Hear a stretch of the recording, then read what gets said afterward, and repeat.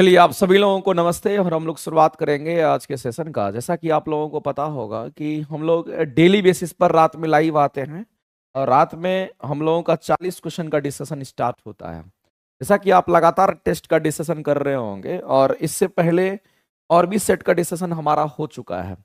आज जिस सेट का डिस्कशन हम लोग करेंगे वो आपका है 24 नंबर सेट का डिस्कशन हम लोग करने वाले हैं। ये 24 सेट हमारा होगा, इसको थोड़ा सही कर लीजिएगा, ये गलती से लगता है इसमें लग गया है। इसको 24 नंबर सेट आप यहां पर लिखेंगे, ये 24 नंबर सेट हमारा होगा। आज 24 नंबर सेट का डिस्कशन हम लोग देखने वाले हैं, इसीलिए आप सभी लोग मेरे भाई एकदम तैयार हो जाइए। 40 क्वेश्चन लगातार हम लोग अभी कवर करेंगे। ये 24 नंबर सेट का आपका डिस्कशन होना है अभी, ठीक है। तो 6 to 8, 9, 10, 1 to 5 अगर किसी भी एग्जाम की तैयारी करते हैं, साइंस की अगर आपको जरूरत है तो आप इस क्लास से जुड़ करके अपनी सफलता को सुनिश्चित कर सकते हैं। तो चलिए हम लोग शुरुआत करते हैं आज के सेशन का। बिना टाइम गंवाए हुए हम लोग शुरुआत करते हैं और देखते हैं आज के जो क्वेश्चंस हैं उसको हम लोग बारीकी से देखेंगे। सबसे पहला क्वेश्चन जो हमारे सामने में दे रखा है, ये आपका सेट नंबर 24 नंबर सेट का डिस्कशन आपका होना है। तो पहला क्वेश्चन आपका है कि निम्नलिखित में से किन भौतिक राशि को व्यक्त करने के लिए केवल परिमाण की आवश्यकता होती है। सबसे पहला चीज है, अगर भौतिक राशि की बात कही जा रही है तो भौतिक राशि हम उसको कहते हैं जिसको हम नाप तौल सकते हैं, जिसके यूनिट्स को हम डिफाइन जिसके यूनिट को हम लिख सकते हैं। तो मेरे भाई एक बात बताइए कि आपके सामने संवेग दे रखा है, इसका इंग्लिश टर्म जो है आप सही कर लेना, ये इंग्लिश टर्म आपका यहाँ पर गलत लिखा हुआ है। इसको हम लोग बोलते हैं मोमेंटम कहते हैं। मैग्नेटिक फील्ड और इलेक्ट्रिक करंट की बात करते हैं। तो हम आपको बताना चाहते हैं मेरे भाई, इस क्वेश्चन का अगर आंसर करेंगे तो ऑप्शन नंबर हमारा सी ऑप्शन राइट हो जाएगा। लेकिन अगर हम इलेक्ट्रिक करंट की अगर बात करते हैं तो आपको ध्यान रखना, ये जो हमारा इलेक्ट्रिक करंट होता है, इसी इलेक्ट्रिक करंट को हम विद्युत धारा कहते हैं। और आपको ध्यान रखना है कि जो इलेक्ट्रिक करंट हमारा विद्युत धारा होता है, ये हमारा कैसा राशि होता है, तो कहेंगे ये हमारा अदिश राशि होता है। ये आपको ध्यान रखना है। इसको हम लोग अदिश राशि कहते हैं, स्केलर क्वांटिटी के नाम से जानते हैं। और जो अदिश राशि होता है वो केवल और केवल परिमाण से डिफाइंड हो जाता है। ये केवल किससे डिफाइंड होगा, तो केवल ये हमारा परिमाण से, केवल परिमाण से डिफाइंड हो जाता है। इस बात को ध्यान रखेंगे। इसको दिशा की कोई जरूरत नहीं है, केवल और केवल परिमाण से डिफाइंड हो जाता है। आपको ये चीज ध्यान रखना है, ये केवल और केवल परिमाण से डिफाइंड हो जाता है। हम इलेक्ट्रिक करंट की हम बात कर रहे थे, ये बात आपको ध्यान रखना है, जो कि हमारा यहाँ पर अदिश राशि के रूप में होता है। तो इस क्वेश्चन के आंसर हम लोग क्या करेंगे, तो ऑप्शन नंबर सी करेंगे करेक्ट। और ऑप्शन आपका दे रखा है, जब हम संवेग की बात करते हैं तो संवेग को इंग्लिश में हम क्या बोलते हैं, तो इसको हम लोग मोमेंटम कहते हैं। इस बात को आप ध्यान रखना, ये हमारा मोमेंटम होता है। और किसी का भी संवेग निकालने के लिए, संवेग हमारा क्या होता है, कहेंगे संवेग हमारा P बराबर m गुना v होता है। हम सभी लोग जानते हैं, अगर कोई वस्तु हमारा ये है और इस वस्तु का मान लेते हैं कि अपना द्रव्यमान होगा और इस वस्तु में अपना अगर वेग होगा, तो इसका संवेग कितना होगा, तो हम कहेंगे डायरेक्ट यहां पर जो संवेग हमारा होगा वो कितना होगा, तो P बराबर m भी हमारा संवेग होता है, यानी इस वस्तु का संवेग निकाल सकते हैं। लेकिन आपको ध्यान रखना है, जो संवेग हमारा होता है ये सदिश राशि होता है। ये कैसी राशि है, तो आपको ध्यान रखना है, ये हमारा सदिश राशि होता है। और अगर ये सदिश राशि है तो आपको ध्यान रखना मेरे भाई, परिमाण और दिशा दोनों चाहिए डिफाइंड होने के लिए। यानी कि डिफाइंड होने के लिए इसको किसकी जरूरत पड़ेगी, परिमाण तथा दिशा की हम बात करते हैं। इसको परिमाण तथा दिशा दोनों चाहिए, इन दोनों की जरूरत होती है। इस बात को आप ध्यान रखेंगे, दोनों चाहिए इनको डिफाइंड होने के लिए। इसीलिए केवल और केवल परिमाण की बात कर रहा है, यहां पर केवल परिमाण की बात कर रहा है। इसका मतलब अदिश राशि की बात कर रहा है। केवल परिमाण बोल दिया मतलब अदिश राशि की बात कर रहा है। और अदिश राशि हमारा सिर्फ और सिर्फ हमारा क्या, इलेक्ट्रिक करंट हमारा दिख रहा है। और आंसर करेंगे ऑप्शन नंबर सी हमारा राइट हो जाएगा। दूसरी बात आपको ध्यान रखना है मेरे भाई कि अगर इलेक्ट्रिक करंट की हम बात करते हैं, ये जो इलेक्ट्रिक करंट हमारा होता है ये अदिश राशि है, इसलिए हम कहेंगे अदिश राशि को केवल परिमाण से डिफाइंड हो जाता है, इसलिए आंसर हमारा इलेक्ट्रिक करंट करेंगे। लेकिन आपके मन में कहीं ना कहीं एक सवाल होता होगा कि सर इलेक्ट्रिक करंट में परिमाण भी होता है, दिशा भी होता है, तो ये आप कैसे कह रहे हैं। तो मेरे भाई मैं आपको बता देना चाहता हूं, अगर कोई अदिश राशि होता है तो वो केवल परिमाण से डिफाइंड हो जाता है। लेकिन यहां पर एक टर्म और होता है कि अगर कोई सदी अदिश राशि है, परिमाण तो होना ही चाहिए, केवल परिमाण से डिफाइंड हो ही जाएगा, लेकिन साथ ही साथ मेरे भाई अलजेब्रिक सम को फॉलो करना चाहिए। तो हम सीधा कहते हैं कि जो अदिश राशि है ये किसको फॉलो करता है, तो आपको ध्यान रखना है कि ये हमारा अलजेब्रिक सम को फॉलो करता है। किसको फॉलो करता है, अलजेब्रिक सम को फॉलो करता है।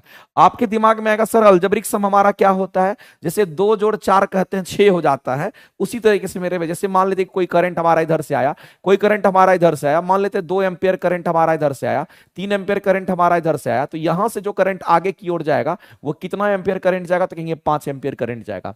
इसका मतलब आप डायरेक्ट मेरे भाई अलजेब्रिक सम करके आप इसको बता रहे हैं। इसका मतलब इलेक्ट्रिक करंट में अलजेब्रिक सम को फॉलो करता, और जो अलजेब्रिक सम को फॉलो करता है वो हमारा अदिश हो जाता है, जबकि परिमाण भी है, इसमें दिशा भी है, फिर भी ये एक अदिश राशि हमारा होगा। उसी बेसिस पर इस क्वेश्चन का आंसर हम लोग ये करेंगे। लेकिन ये कैसा राशि है, सदिश राशि है। चुंबकीय क्षेत्र जिसको मैग्नेटिक फील्ड कहते हैं मेरे भाई, ये भी हमारा कैसा राशि है, तो कहेंगे ये भी हमारा सदिश राशि है, तो ये भी हमारा सदिश राशि है। आंसर क्या करेंगे, तो मेरे भाई अदिश राशि को आंसर करेंगे। इसीलिए इस क्वेश्चन के अगर आंसर करने के लिए जाएंगे तो सीधा हम लोग कहेंगे हमारा इलेक्ट्रिक करंट राइट आंसर होगा, क्योंकि ये भी हमारा एक सदिश राशि होगा। तो ऑप्शन नंबर सी के साथ हम लोग जाएंगे। आगे चलते हैं। अगला क्वेश्चन हमारा कहता है कि शरीर में कार्बन डाइऑक्साइड के अधिकांश भाग का परिवहन होता है।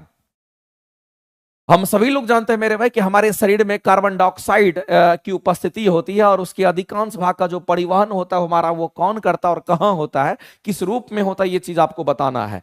मेरे भाई एक बात आप ध्यान रखिएगा, हमारे शरीर की जब हम बात करते हैं ना, तो हमारे शरीर में लगभग हम लोगों को ध्यान रखना है कि हमारे शरीर में जो ब्लड होता है, हमारे शरीर में अगर हम बात करते हैं तो हमारे शरीर में जो ब्लड होता है उसमें लगभग 70% कार्बन डाइऑक्साइड जो हमारा होता है, 70% कार्बन डाइऑक्साइड की हम बात करते हैं, 1-2% की बात नहीं करते हैं। 70% कार्बन डाइऑक्साइड जो होता है ये बाइकार्बोनेट्स आयंस के रूप में हमारा फ्लो होता है, इस बात को ध्यान रखेंगे। 70% हमारा जो कार्बन डाइऑक्साइड होगा ये किस रूप में होता है, क्योंकि ये हमारा बाइकार्बोनेट्स की हम बात करते हैं। किसकी बात करते हैं, बाइकार्बोनेट्स, हमारे आयंस के रूप में हमारा ये प्रभावित होता है। तो बाइकार्बोनेट आयंस के रूप में हमारा परिवहन होता है, के रूप में परिवहन करता है, इस बात को आप ध्यान रखें। यहां से सबसे ज्यादा हमारा यहीं से होता है, जो किस रूप में होगा, बाइकार्बोनेट्स के रूप में होता है।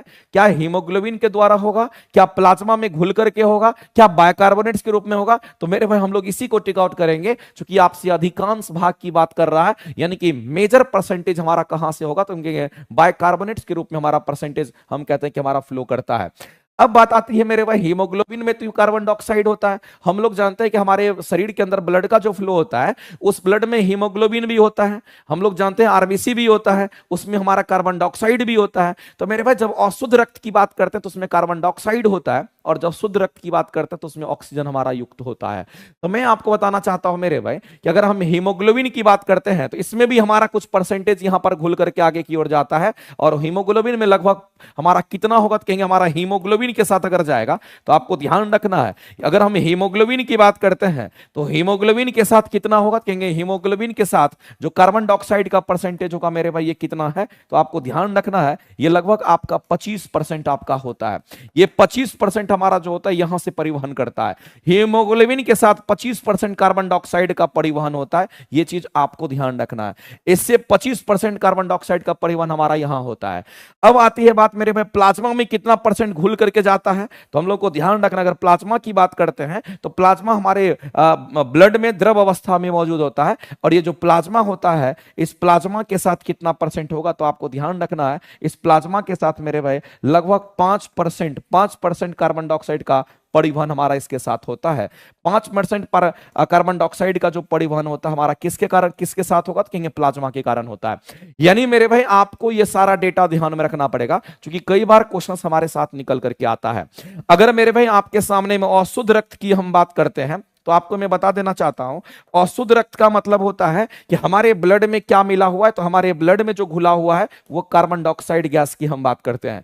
अगर हम शुद्ध रक्त की बात करते हैं तो ये शुद्ध रक्त का मतलब क्या होता है कि हमारे ब्लड में क्या होगा, तो कार्बन डाइऑक्साइड नहीं होगा, हमारे ब्लड में मेरे भाई ऑक्सीजन युक्त रक्त हमारा जाता है। तो अगर ब्लड में ऑक्सीजन है तो हम कहेंगे ब्लड के साथ अगर ऑक्सीजन का फ्लो हो रहा है तो कहेंगे शुद्ध रक्त होगा, और ब्लड में अगर कार्बन डाइऑक्साइड मिक्स है इसका मतलब वो अशुद्ध रक्त होता है। और एक बात आप जान लीजिए मेरे भाई कि अशुद्ध रक्त का जो प्रवाह करता हमारा कौन करता, हमारे शरीर के अंदर वेन्स करता है, ध्यान रखेंगे, जिसको हम सिरा कहते हैं, ये सिरा के अंदर हमारा होता है। लेकिन अगर शुद्ध रक्त का प्रवाह कौन करता है तो हम लोग कहेंगे यहां पर धमनी करता है है और इसी धमनी को हम लोग क्या कहते हैं, आर्टरी के नाम से हम लोग जानते हैं। ये हमारा आर्टरी होता है, इस बात को आप ध्यान रखेंगे। छोटे छोटे पॉइंट्स है लेकिन सारे पॉइंट्स पर आपको कवर करना पड़ेगा और सभी क्वेश्चंस आपके लिए यहां पर। दूसरी बात मेरे भाई, ब्लड का जो पिगमेंट होता है उसको हम लोग कहते हैं, ब्लड के जो पिगमेंट होते हैं वो हीमोग्लोबिन हमारा ब्लड का पिगमेंट ही होता है, वो कलर प्रदान करता है। ब्लड का रंग अगर लाल होता है मेरे भाई तो हीमोग्लोबिन पिगमेंट के कारण होता है, इस बात को भी आप ध्यान रखेंगे। आगे चलते हैं, अगला क्वेश्चन है कि जेलीफिश को आप टारगेट करेंगे, किसको करेंगे मेरे भाई, तो जेलीफिश की हम बात करते हैं। और जेलीफिश कहता है किस संघ का हमारा एक उदाहरण होता है मेरे भाई, आप ध्यान रखना ये क्वेश्चन बहुत ही फेमस ज्यादा क्वेश्चन हमारा होता है। जैसे हम हाइड्रा की बात करते हैं या फिर अगर हम किसकी बात कर ले यहां पर, अगर हाइड्रा की बात कर लेते हैं या फिर हम जेलीफिश की बात कर लेते हैं, तो ये सब के सब मेरे भाई निडेरिया संघ के जीव होते हैं। ये सब के सब किसके हों, तो ये आपको ध्यान रखना ये हमारा निडेरिया संघ के होते हैं। और निडेरिया संघ की अगर हम बात करते हैं तो इसी को हम लोग यहां पर क्या कहते हैं मेरे भाई, इसी को हम सिलेंट्रेटा भी कहते हैं, इस बात को आप ध्यान रखेंगे। इसी को हम लोग क्या कहेंगे, तो यहां पर सिलेंट्रेटा के नाम से भी हम लोग जानते हैं, हमारा सिलेंट्रेटा संघ भी कहलाता है, सिलेंट्रेटा फाइलम भी कहलाता है, इस बात को आप ध्यान रखेंगे। तो निडेरिया संघ के अंतर्गत हमारा हाइड्रा हो गया, जेलीफिश हो गया, ये सब हमारा इसके अंतर्गत आता है, ये बात आपको ध्यान रखना है। तो हम लोग आंसर मेरे भाई यहां पर करेंगे और साथ ही साथ हमारे सी एनिमोन्स की हम बात कर लेते हैं, जो एग्जांपल्स इंपॉर्टेंट हम आपको लिखा देते हैं। सी एनिमोन्स की हम बात करते हैं, सी एनिमोन्स की हम बात करते हैं, ये भी हमारा होगा।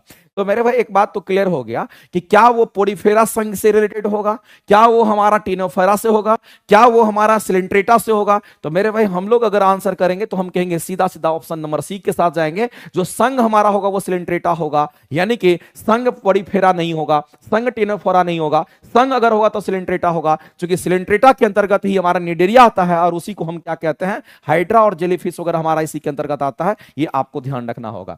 अगर हम पोडिफेरा की अगर बात करते हैं मेरे भाई, तो आपको ध्यान रखना है ये जो पोडिफेरा संघ के जो जीव होते हैं, आप ध्यान रखना, पोडिफेरा संघ के जो जीव होते हैं आपको ध्यान रखना, ये पोडिफेरा संघ के जो जीव होते हैं ये स्पंजी होते हैं। ये कैसे होते हैं मेरे भाई, तो आपको ध्यान रखना ये स्पंजी होते हैं, ये स्पंज की तरह होता है, इसमें छोटे छोटे छिद्र होते हैं। यानी कि पोडिफेरा संघ के जो जीव होते हैं इसमें छोटे छोटे क्या होते हैं, इस जीव में छोटे छोटे छिद्र पाए जाते हैं। और अगर छोटे छोटे छिद्र होते हैं, इसी छोटे छोटे छिद्र को हम लोग ऑस्ट्रिया के नाम से जानते हैं। इसी को हम लोग क्या कहते हैं, इसी को हम लोग ऑस्ट्रिया कहते हैं। कई बार ये भी क्वेश्चंस आपको रिलेट करके पूछता है कि पोडिफेरा संघ के जो जीव होते हैं वो कैसे होंगे, स्पंजी होते हैं, और उसी में जो छोटे छोटे छिद्र होते हैं उस छोटे छोटे छिद्र को ऑस्ट्रिया कहते हैं, क्योंकि ये भी कई बार पूछा जाता है। अगर हम लोग टिनोफोरा की बात करते हैं मेरे भाई, तो इसमें कॉम्ब जेली हमारा सबसे फेमस एग्जाम्पल होता है। अगर हम यहां पर टिनोफोरा की अगर बात करते हैं तो आपको ध्यान रखना है ये जो हमारा टिनोफोरा हमारा होता है, इसके अंतर्गत टिनोफोरा संघ के अंतर्गत जो हमारे जीव होते हैं, याद रखिएगा सबसे फेमस एग्जांपल हम आपको बता रहे हैं, ये कॉम्ब जेली होता है और ये कई बार आपके एग्जाम में पूछा गया है।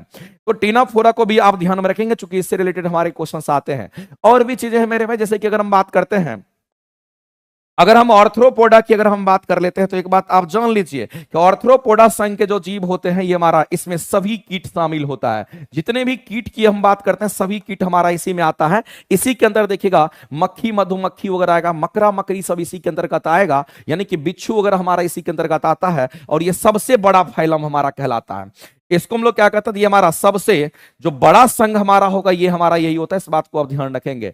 तो सबसे बड़ा संघ हमारा लगभग 2/3 हिस्सा हमारा ऑर्थ्रोपोडा ही होता है। और आपको ध्यान रखना है कि एक हमारा मोलस्का भी होता है। अगर हम मोलस्का की अगर हम बात करते हैं तो मोलस्का हमारा दूसरा सबसे बड़ा संघ माना जाता है। आपको ध्यान रखना कि दूसरा सबसे जो बड़ा संघ हमारा होगा वो कौन सा होगा, क्योंकि दूसरा सबसे बड़ा अगर संघ की हम बात करते हैं तो दूसरा सबसे बड़ा संघ हमारा मोलस्का होता है। और इसी मोलस्का के अंतर्गत हमारा क्या आता है, तो हम लोग सीधा कहते हैं इसी के अंतर्गत हमारा शंख सीपी ऑक्टोपस वगैरह हमारा इसी के अंतर्गत जो हमारे यहां पर समुद्र के अंतर्गत होते हैं। और भी एक क्वेश्चन मेरे भाई बहुत ही ज्यादा फेमस है जो आपके एग्जाम में आता है, जिसको हम लोग इकाइनोडर्मेटा संघ के जीव कहते हैं। आप याद रखिएगा ये भी क्वेश्चन पूछता है। अगर इकाइनोडर्मेटा की अगर हम बात करते हैं तो आपको ध्यान रखना है कि इकाइनोडर्मेटा संघ के जो जीव होते हैं वो कैसे होते हैं। इकाइनोडर्मेटा संघ के जो जीव होते हैं मेरे भाई ये कैसे होंगे, तो ये समुद्री होते हैं, ये बात आपको ध्यान रखना है। इकाइनोडर्मेटा संघ के जीव कैसे होते हैं, ये समुद्री होते हैं, क्योंकि ये क्वेश्चन कई बार पूछा गया है। वैसे इस क्वेश्चन के आंसर आपके निकल करके आ गए हैं कि सिलेंट्रेटा हमारा राइट होगा, क्योंकि हाइड्रा जेलीफिश की अगर बात करते हैं, हाइड्रा जेलीफिश, देखो ये जेलीफिश बोल रहा है लेकिन ये मछली है नहीं, ये हमारा सिलेंट्रेटा संघ के जीव है, इस बात को ध्यान रखना। उसके नाम पर मत जाइएगा, क्योंकि मेरे भाई नाम से लगेगा कि वो मछली है, लेकिन वो मछली होता नहीं है, आपको ध्यान रखना। और भी होता है, जैसे एनेलिडा हमारा संघ होता है जिसके अंदर जोंक, केचुआ, नेरिस वगैरह हमारा आता है, इस बात को आप ध्यान रखेंगे। बाद बाकी आगे चलते हैं और अगला क्वेश्चन हम लोग यहां पर देखते हैं। निम्नलिखित कोशिका अंगों में से न्यूक्लिक एसिड किसमें नहीं होता है?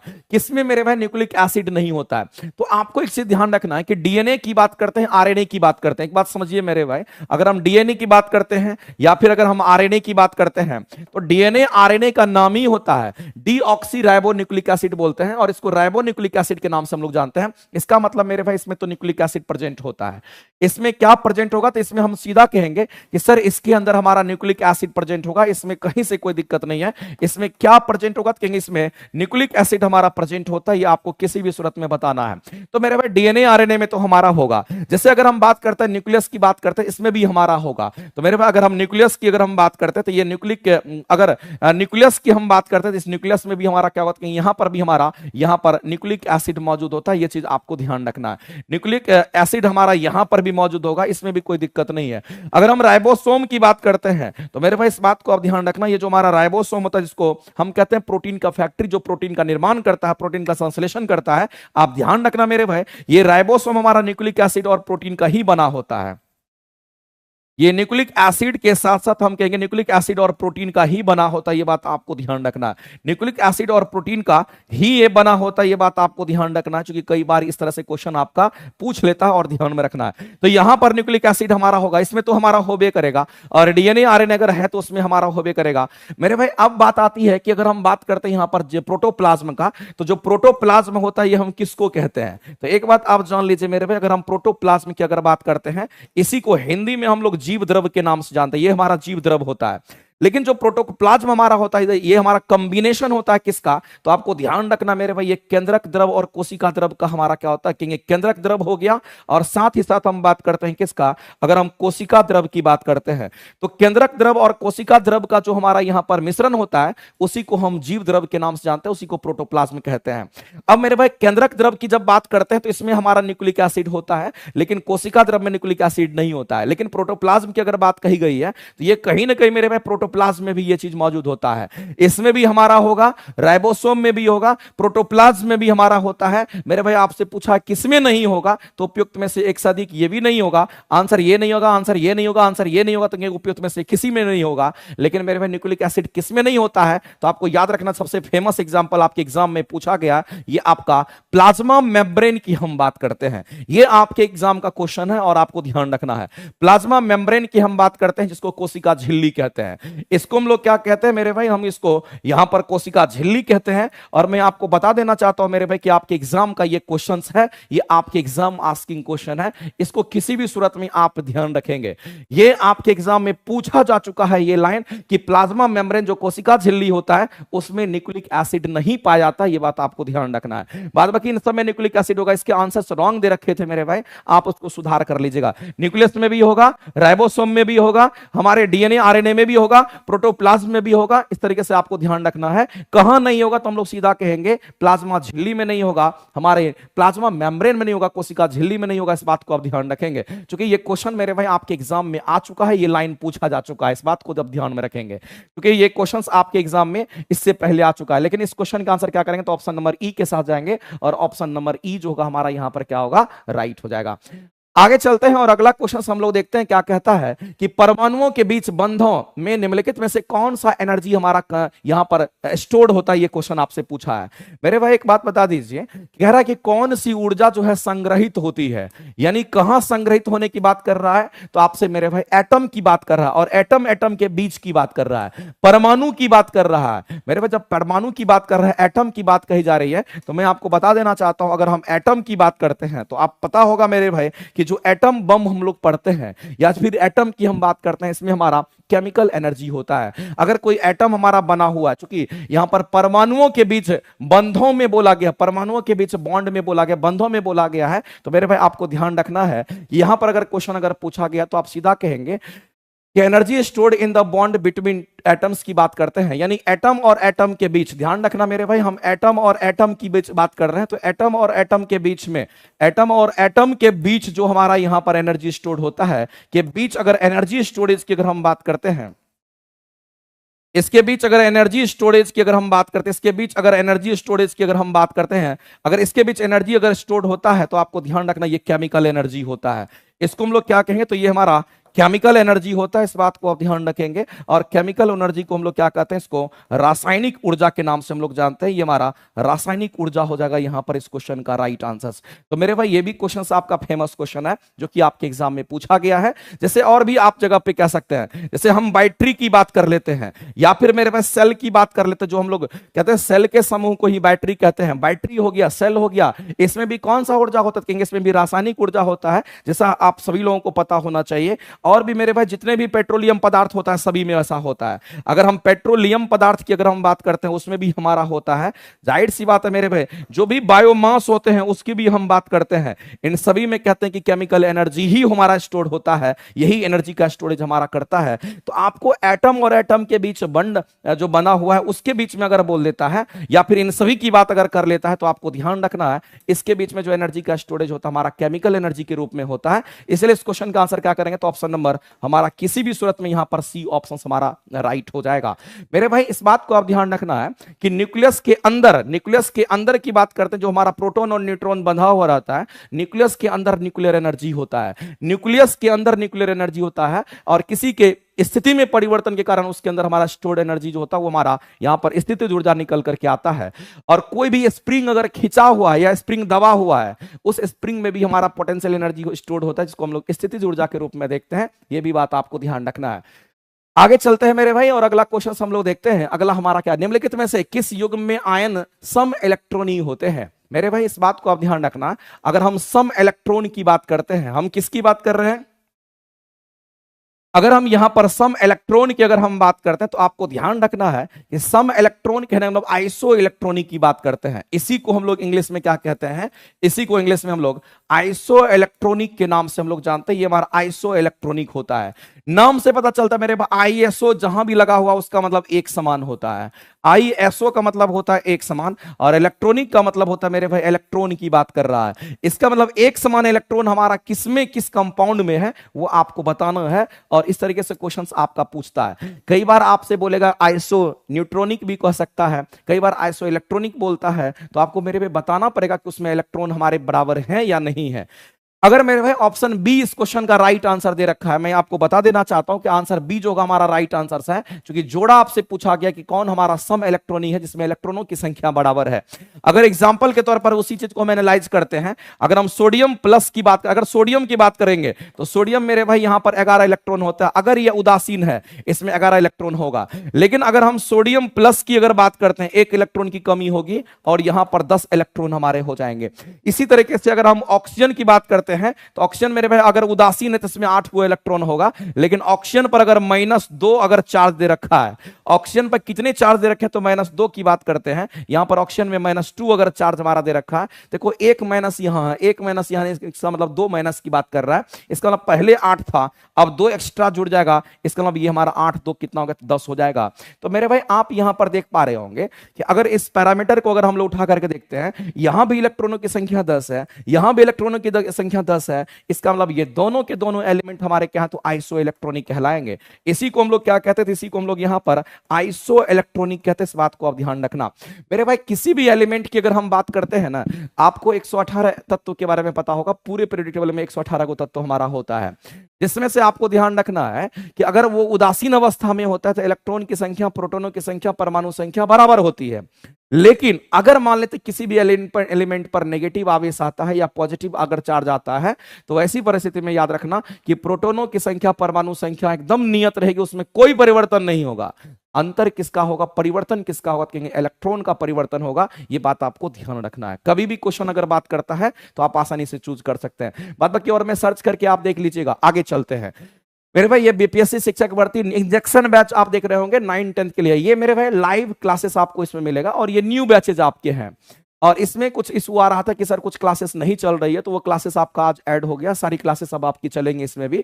तो इंजेक्शन बैच की क्लासेस हमारी न्यू बैचेज हैं। अगर पुरानी बैच की क्लासेस है तो अखंड ज्योति बैच है, फर्क दोनों में बस इतना होता है कि इंजेक्शन बैच में आपको टॉपिक्स जिस हिसाब से चलते जाएंगे इस हिसाब से हम पढ़ाते जाएंगे, ये कंप्लीट लाइव बैच मिलेगा।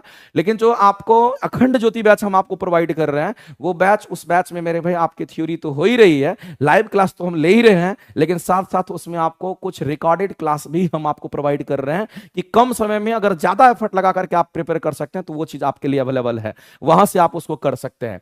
हिंदी का डिस्कशन नहीं होता है, हिंदी वगैरह का सबका डिस्कशन होगा, थोड़ा दिन इंतजार कीजिए, सब कुछ होगा मेरे भाई, परेशान होने की किसी को जरूरत नहीं है। अब हम बात करते हैं, हमारे सामने में एक क्वेश्चन दे रखा है यहां पर, कहता है कि आर्द्र वायु के संपर्क में आने पर, मेरे भाई हम लोगों को यह समझना है आर्द्र वायु और शुष्क वायु यानी दोनों के बारे में समझना है। आर्द्र वायु के संपर्क में आने पर कॉपर की जो सतह होती है, किसकी सतह की बात कही गई है? कॉपर की सतह पर एक हरी परत जम जाती है, ऐसा बोला गया है। तो निम्नलिखित में से किस यौगिक के बनने का ऐसा कारण होता है? एक बात बताइए मेरे भाई, कॉपर की हम बात करते हैं, अगर कोई कॉपर का बना हुआ हमारा है और कॉपर की सतह पर क्या हो जाता है, तो कॉपर की सतह पर हरी परत जम जाती है। तो मेरे भाई इस क्वेश्चन के अगर आंसर करेंगे तो कॉपर कार्बोनेट के कारण हमारा होता है। किसके कारण होगा? कॉपर कार्बोनेट के कारण कहते हैं, और कॉपर कार्बोनेट ही हमारा यहां पर ग्रीन कलर देता है। इसी कारण यहां पर कैसे कलर आते हैं, तो कहेंगे ग्रीन कलर हमारा होता है, इस बात को आप ध्यान रखेंगे, ये हमारा ग्रीन कलर होता है, इस बात को आप ध्यान रखेंगे।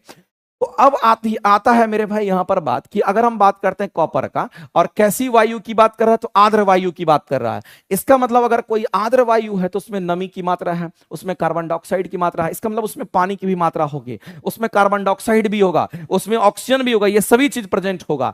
अगर मेरे भाई आर्द्र वायु की बात कर रहा है, इसका मतलब है आर्द्र वायु में हमारा H2 तो जरूर होगा, हमारे वायुमंडल में कार्बन डाइऑक्साइड मौजूद है, हमारे वायुमंडल में ऑक्सीजन भी मौजूद है। तो मेरे भाई ये कॉपर को अगर बाहर निकाल के रखिएगा, और वैसा वायु जहां पर ये सब प्रेजेंट है, आर्द्र का मतलब उसमें पानी की मात्रा होगी, अब ये क्या करेगा, सबके साथ रिएक्शन करेगा, और ये H2O हमारे वायुमंडल में है, हमारे वायुमंडल में कार्बन डाइऑक्साइड गैस है, हमारे वायुमंडल में ऑक्सीजन गैस है, और जब ये कॉपर स्लोली इसके साथ जब रिएक्शन करता है, जब इसके साथ स्लोली रिएक्शन करता है, तो ये हमारा कॉपर हाइड्रोक्साइड्स का निर्माण करेगा।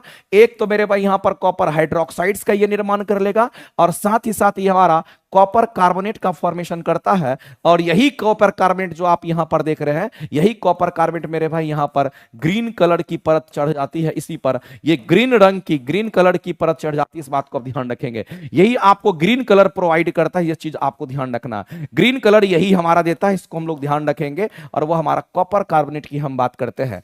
कौन देता है मेरे भाई? तो कॉपर कार्बोनेट की बात करते हैं। इसी से हम लोगों को कौन सा रंग की प्राप्ति होती है? तो हरे रंग की प्राप्ति होती है, इस बात को आप ध्यान रखेंगे, ये ग्रीन कलर देता है।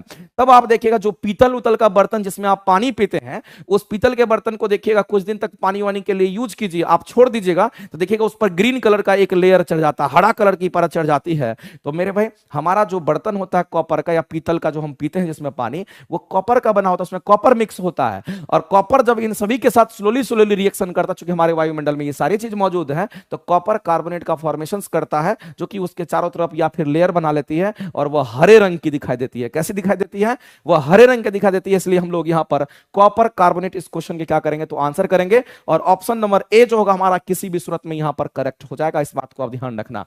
अब आता है मेरे भाई इस कॉपर कार्बोनेट की जो परत, ग्रीन कलर की जो परत होती है, इसको रिमूव करने के लिए हम किसका इस्तेमाल करते हैं?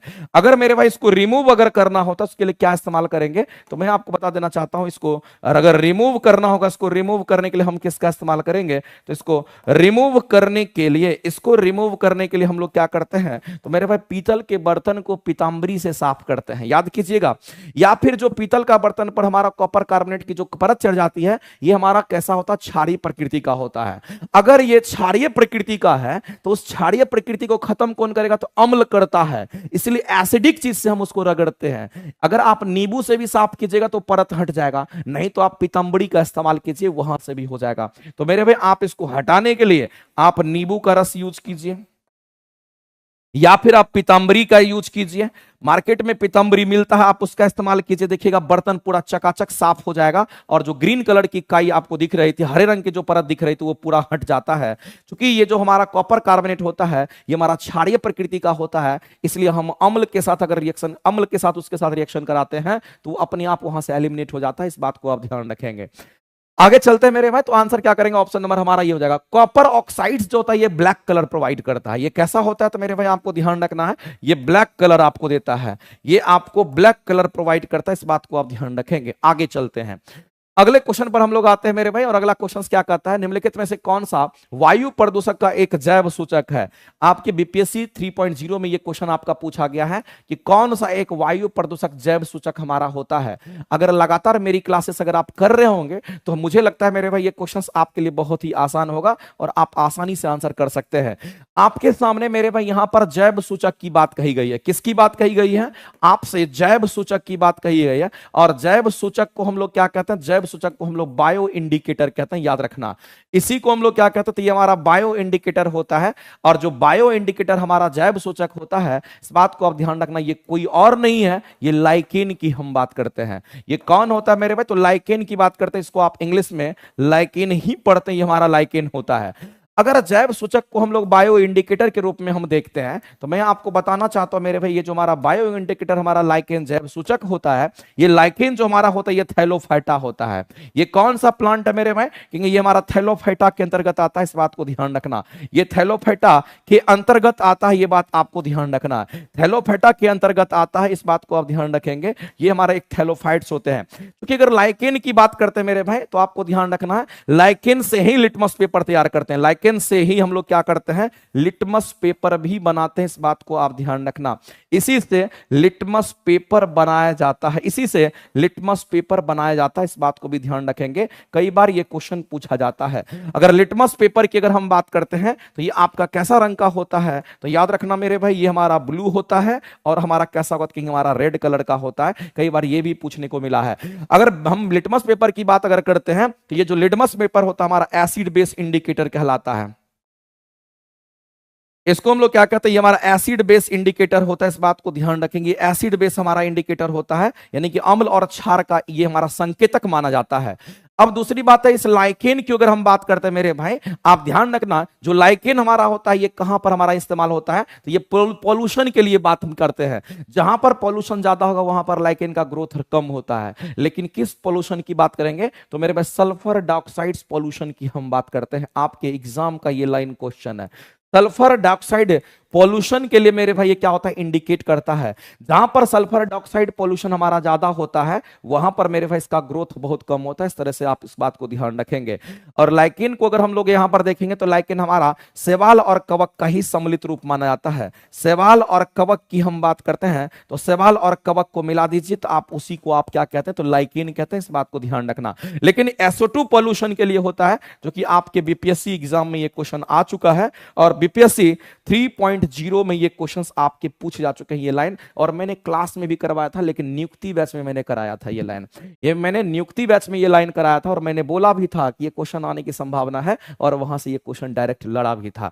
तो मेरे भाई जितने भी पॉइंट्स हम आपको बता रहे हैं, सब आपके एग्जाम का क्वेश्चन है। तो आप कहिएगा सर इस पर आते हैं, वायु प्रदूषक का हमारा यहाँ पर जैव सूचक कौन है, क्या फर्न होगा? मेरे भाई फर्न क्यों नहीं होगा? क्योंकि फर्न की जब हम बात करते हैं ना, तो फर्न हमारा थैलोफाइटा नहीं है। फर्न हमारा थैलोफाइटा नहीं है। फर्न और मर्सिलिया जो होता है ये टेरिडोफाइटा होता है। ये कैसा प्लांट है मेरे भाई, इसको हम लोग कहते हैं, ये हमारा टेरिडोफाइटा होता है, जो जमीन पर फैलने वाला पौधा होता है, इसको टेरिडोफाइटा कहते हैं। तो ये फर्न तो नहीं होगा। सर लाइकेन हमारा किसके अंतर्गत आता है, थैलोफाइटा के अंतर्गत आता है, तो फर्न तो नहीं होगा। फर्न और मर्सिलिया एग्जांपल, फेमस एग्जांपल टेरिडोफाइट्स का है। अमरबेल की बात करते हैं मेरे भाई, तो जो अमरबेल होता है जिसको हम लोग कसकुट्टा कहते हैं, इसी को हम लोग क्या कहते हैं, यहां पर कसकुट्टा के नाम से हम लोग जानते हैं। और आप जानिए कि जो अमरबेल होता है मेरे भाई, ये पैरासाइटिक प्लांट होता है। ये कैसा प्लांट है, तो कहेंगे ये पैरासाइटिक प्लांट होता है, ये बात आपको ध्यान रखना है। ये अमरबेल हमारा पैरासाइटिक प्लांट होता है, और इसी को हम कहते हैं परजीवी पौधा हमारा। ये कैसा पौधा होगा, तो इसी को हम लोग परजीवी पौधे के नाम से हम लोग जानते हैं, जो दूसरे से भोजन ग्रहण करता है उसी को बोलते हैं। अगर मनी प्लांट की अगर बात करते हैं मेरे भाई, ये जो प्लांट हमारा मनी प्लांट होता है, याद रखना मेरे भाई, इसको क्लिम्बर्स कहते हैं। ये हमारा कैसा होगा, कहेंगे इसको हम लोग क्लिम्बर्स कहते हैं। क्लिम्बर्स हम क्यों कहते हैं मेरे भाई, ये दूसरे के सहारे ये ऊपर चढ़ता है। देखिए पान का जो लत्ती होता है, या जितने भी लत्ती वाले पौधे होते हैं ना, वो सब क्लिम्बर होते हैं। दूसरे के सहारे वो लतरता है, दूसरे के सहारे वो आगे बढ़ता है। उसी में हमारा मनी प्लांट भी आता है। तो मेरे भाई इस क्वेश्चन का अगर आंसर करने के लिए जाएंगे ना, तो आंसर ना तो हमारा ये होगा, ना तो आंसर हमारा ये होगा, ना तो आंसर हमारा ये होगा, ना तो आंसर मेरे भाई ये होगा। तो आंसर क्या करेंगे उपयुक्त में से? हम कहेंगे कोई नहीं, लेकिन आंसर हमारा क्या होगा? तो कहेंगे लाइकिन को हम फोकस करेंगे, lichen is the right answer. इस क्वेश्चन के अगर आंसर होंगे मेरे भाई, तो जैव सूचक के रूप में अगर कोई जाना जाता है तो हमारा लाइकिन होता है, और ये इस क्वेश्चन के आंसर्स होने चाहिए थे, लेकिन ऑप्शन में नहीं है। तो आपको ध्यान रखना है, लाइकिन पर फोकस करेंगे और यही हमारा यहां पर राइट होगा। आगे चलते हैं, अगले क्वेश्चन की तरफ बढ़ते हैं। अगला कहता है ल्यूकेमिया की बात करते हैं। मेरे भाई ल्यूकेमिया जो होता है ये ब्लड कैंसर को ल्यूकेमिया कहते हैं, इस बात को आप ध्यान रखेंगे। अगर कहीं पर ल्यूकेमिया की बात आती है तो आपको एक चीज ध्यान में रखना है, जो ल्यूकेमिया होता है ब्लड कैंसर को ल्यूकेमिया कहते हैं। किसको बोलते हैं? तो हम लोग यहां पर ब्लड कैंसर की बात करते हैं, इसी को ल्यूकेमिया कहते हैं। लेकिन ल्यूकेमिया में क्या होता है मेरे भाई? तो जो WBC की संख्या होती है, WBC काउंट क्या होता है? WBC की संख्या होती है, ये WBC की संख्या क्या होती है? यहां पर बढ़ जाती है मेरे भाई। WBC की संख्या अगर बढ़ जाती है तो उनको ल्यूकेमिया होता है, यानी कि ब्लड कैंसर हो जाता है। इस बात को आप ध्यान रखेंगे। तो क्या मेरे भाई वो हमारे अस्थि कोशिका की संख्या के कारण होगा? क्या हमारे यहां पर बोन सेल के कारण होगा? नहीं। क्या वो प्लेटलेट्स के कारण होगा? नहीं। क्या वो आरबीसी के कारण होगा? नहीं। मेरे भाई वो किसके कारण होगा? तो कहेंगे WBC के कारण होता है, और WBC की संख्या में वृद्धि के कारण होगा। तो ना तो आप ये आंसर करोगे, ना तो ये आंसर करोगे, ना तो ये आंसर करोगे, ना तो ये होगा। तो आंसर क्या करोगे? ऑप्शन नंबर ई के साथ जाओगे। तो इस क्वेश्चन के अगर आंसर होंगे तो WBC हमारा करेक्ट आंसर हो जाएगा। मेरे भाई एक बात आप जान लीजिए, अगर हम ब्लड की बात करते हैं ना, तो हमारे ब्लड में सॉलिड पार्टिकल्स होता है, हमारे ब्लड में सॉलिड पार्टिकल्स होता है। अगर इस सॉलिड पार्टिकल्स की अगर हम बात करते हैं तो इसी में हमारा आरबीसी होता है, इसी में WBC हमारा होता है, और साथ ही साथ मेरे भाई इसी में हमारा क्या होता है कि यहां पर प्लेटलेट्स मौजूद होता है। हमारे ब्लड की बात कर रहे हैं, ब्लड में मेरे भाई जब हमारा खून का फ्लो होता है उसमें कुछ हमारा लिक्विड पार्टिकल्स भी लिक्विड भी होता है और कुछ सॉलिड भी होता है। तो ये सब सॉलिड हमारा होता है। इसी में हम WBC की बात कर रहे थे। ये जो WBC हमारा होता है ये मेरे भाई रोग प्रतिरोधी क्षमता को क्या करता है? यहां पर कहेंगे रोग प्रतिरोधी एंटीबॉडी का निर्माण करता है। हमारे ब्लड में एंटीबॉडी का निर्माण करता है। आप ऐसे समझ लीजिए, हमारे ब्लड में क्या करता है? एंटीबॉडी का निर्माण करता है। इसका मेन फंक्शन यही होता है। हमारे ब्लड में एंटीबॉडी का क्या करता है? एंटीबॉडी का निर्माण करता है। एंटीबॉडी का अगर किसी को मेरे भाई ब्लड कैंसर हो जाता है तो WBC की संख्या बढ़ जाती है। WBC की संख्या क्या होती है? बढ़ जाती है, तो उसको ल्यूकेमिया हम लोग कहते हैं। लेकिन याद रखना है कि WBC का मेन फंक्शन ये होता है, हमारे ब्लड में क्या करता है? तो रोग प्रतिरोधी क्षमता को बढ़ाता है, एंटीबॉडी का निर्माण करता है। लेकिन किसके विरुद्ध एंटीबॉडी का निर्माण करेगा? तो याद रखना एंटीजन के विरुद्ध एंटीबॉडी का निर्माण करता है। ये छोटे छोटे पॉइंट्स आपको ध्यान रखने पड़ेंगे। और ये आरबीसी क्या करता है? तो आरबीसी और हीमोग्लोबिन का लगभग एक ही काम होता है। आरबीसी क्या करता है? हमारे ब्लड में घुले हुए ऑक्सीजन कार्बन डाइऑक्साइड का परिवहन करता है, ध्यान रखना है। और प्लेटलेट्स जो की बात करते हैं तो हमारे ब्लड के क्लॉटिंग में सहायक होता है। ब्लड क्लॉट कराता नहीं है, ब्लड के क्लॉटिंग में सहायक होता है। इस बेसिस पर हम लोग इसको जानते हैं, ध्यान रखना है। आगे चलते हैं, एक्सेल की बात करते हैं। मेरे भाई ये तो कंप्यूटर का क्वेश्चन आपको दे रखा है, ये सुनिए ना।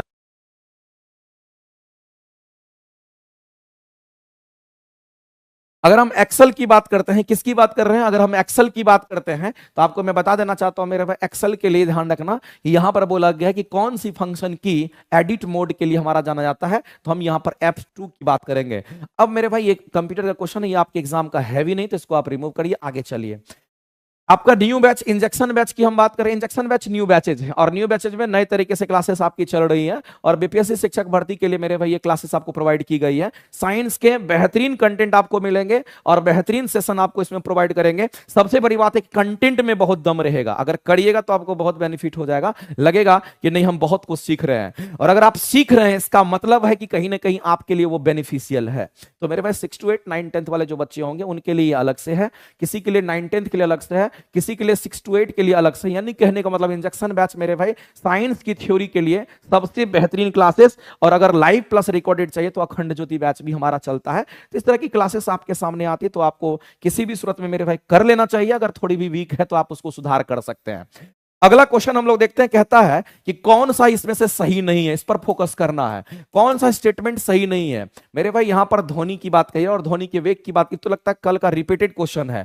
तापमान के बढ़ने से ध्वनि का वेग बढ़ जाता है। तो मैंने आपको बताया था मेरे भाई, जब हम ध्वनि की बात करते हैं तो एक बात आप जान लीजिए, अगर हम ध्वनि की बात करते हैं, ध्वनि एक प्रकार का हमारा ऊर्जा होता है। ध्वनि भी हमारा एक प्रकार का ऊर्जा है, तो हमारा प्रकाश भी एक प्रकार का ऊर्जा होता है, और ध्वनि को गमन करने के लिए क्या चाहिए, तो इसको माध्यम की आवश्यकता होती है। बिना माध्यम का ये गमन नहीं करेगा। लेकिन माध्यम अगर कभी भी दिमाग में आता है तो आप इसको याद रखना है कि ठोस की बात करेंगे, द्रव की बात करेंगे, और साथ ही साथ मेरे भाई हम गैस की बात करते हैं। यही 3 प्रकार का माध्यम हमारा होता है।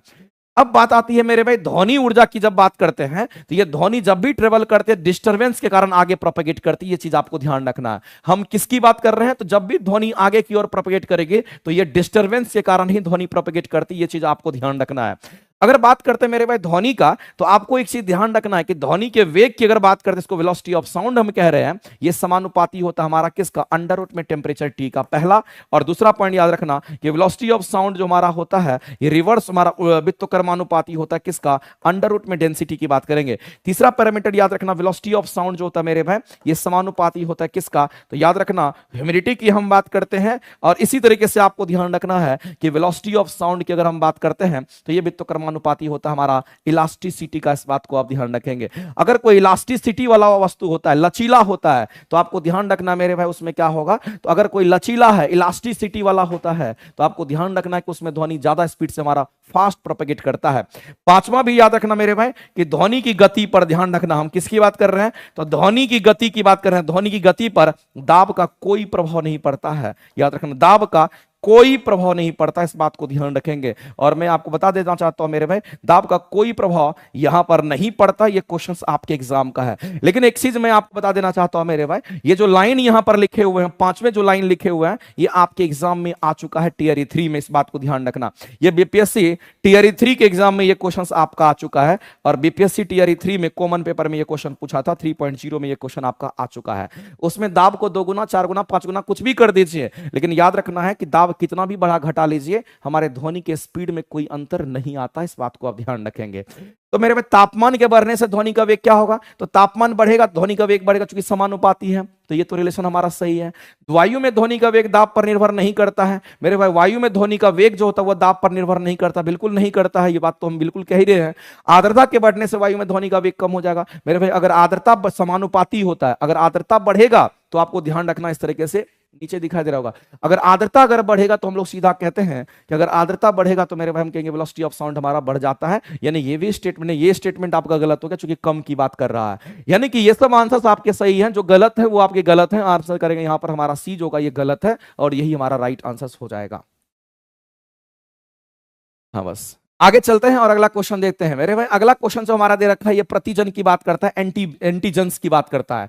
अगर एंटीजन्स मेरे भाई वो पदार्थ होते हैं जिस पदार्थ की हम बात करते हैं, तो आपको ध्यान रखना है कि एंटीबॉडी जो होता है ना वो एंटीजन के विरुद्ध ही कार्य करता है।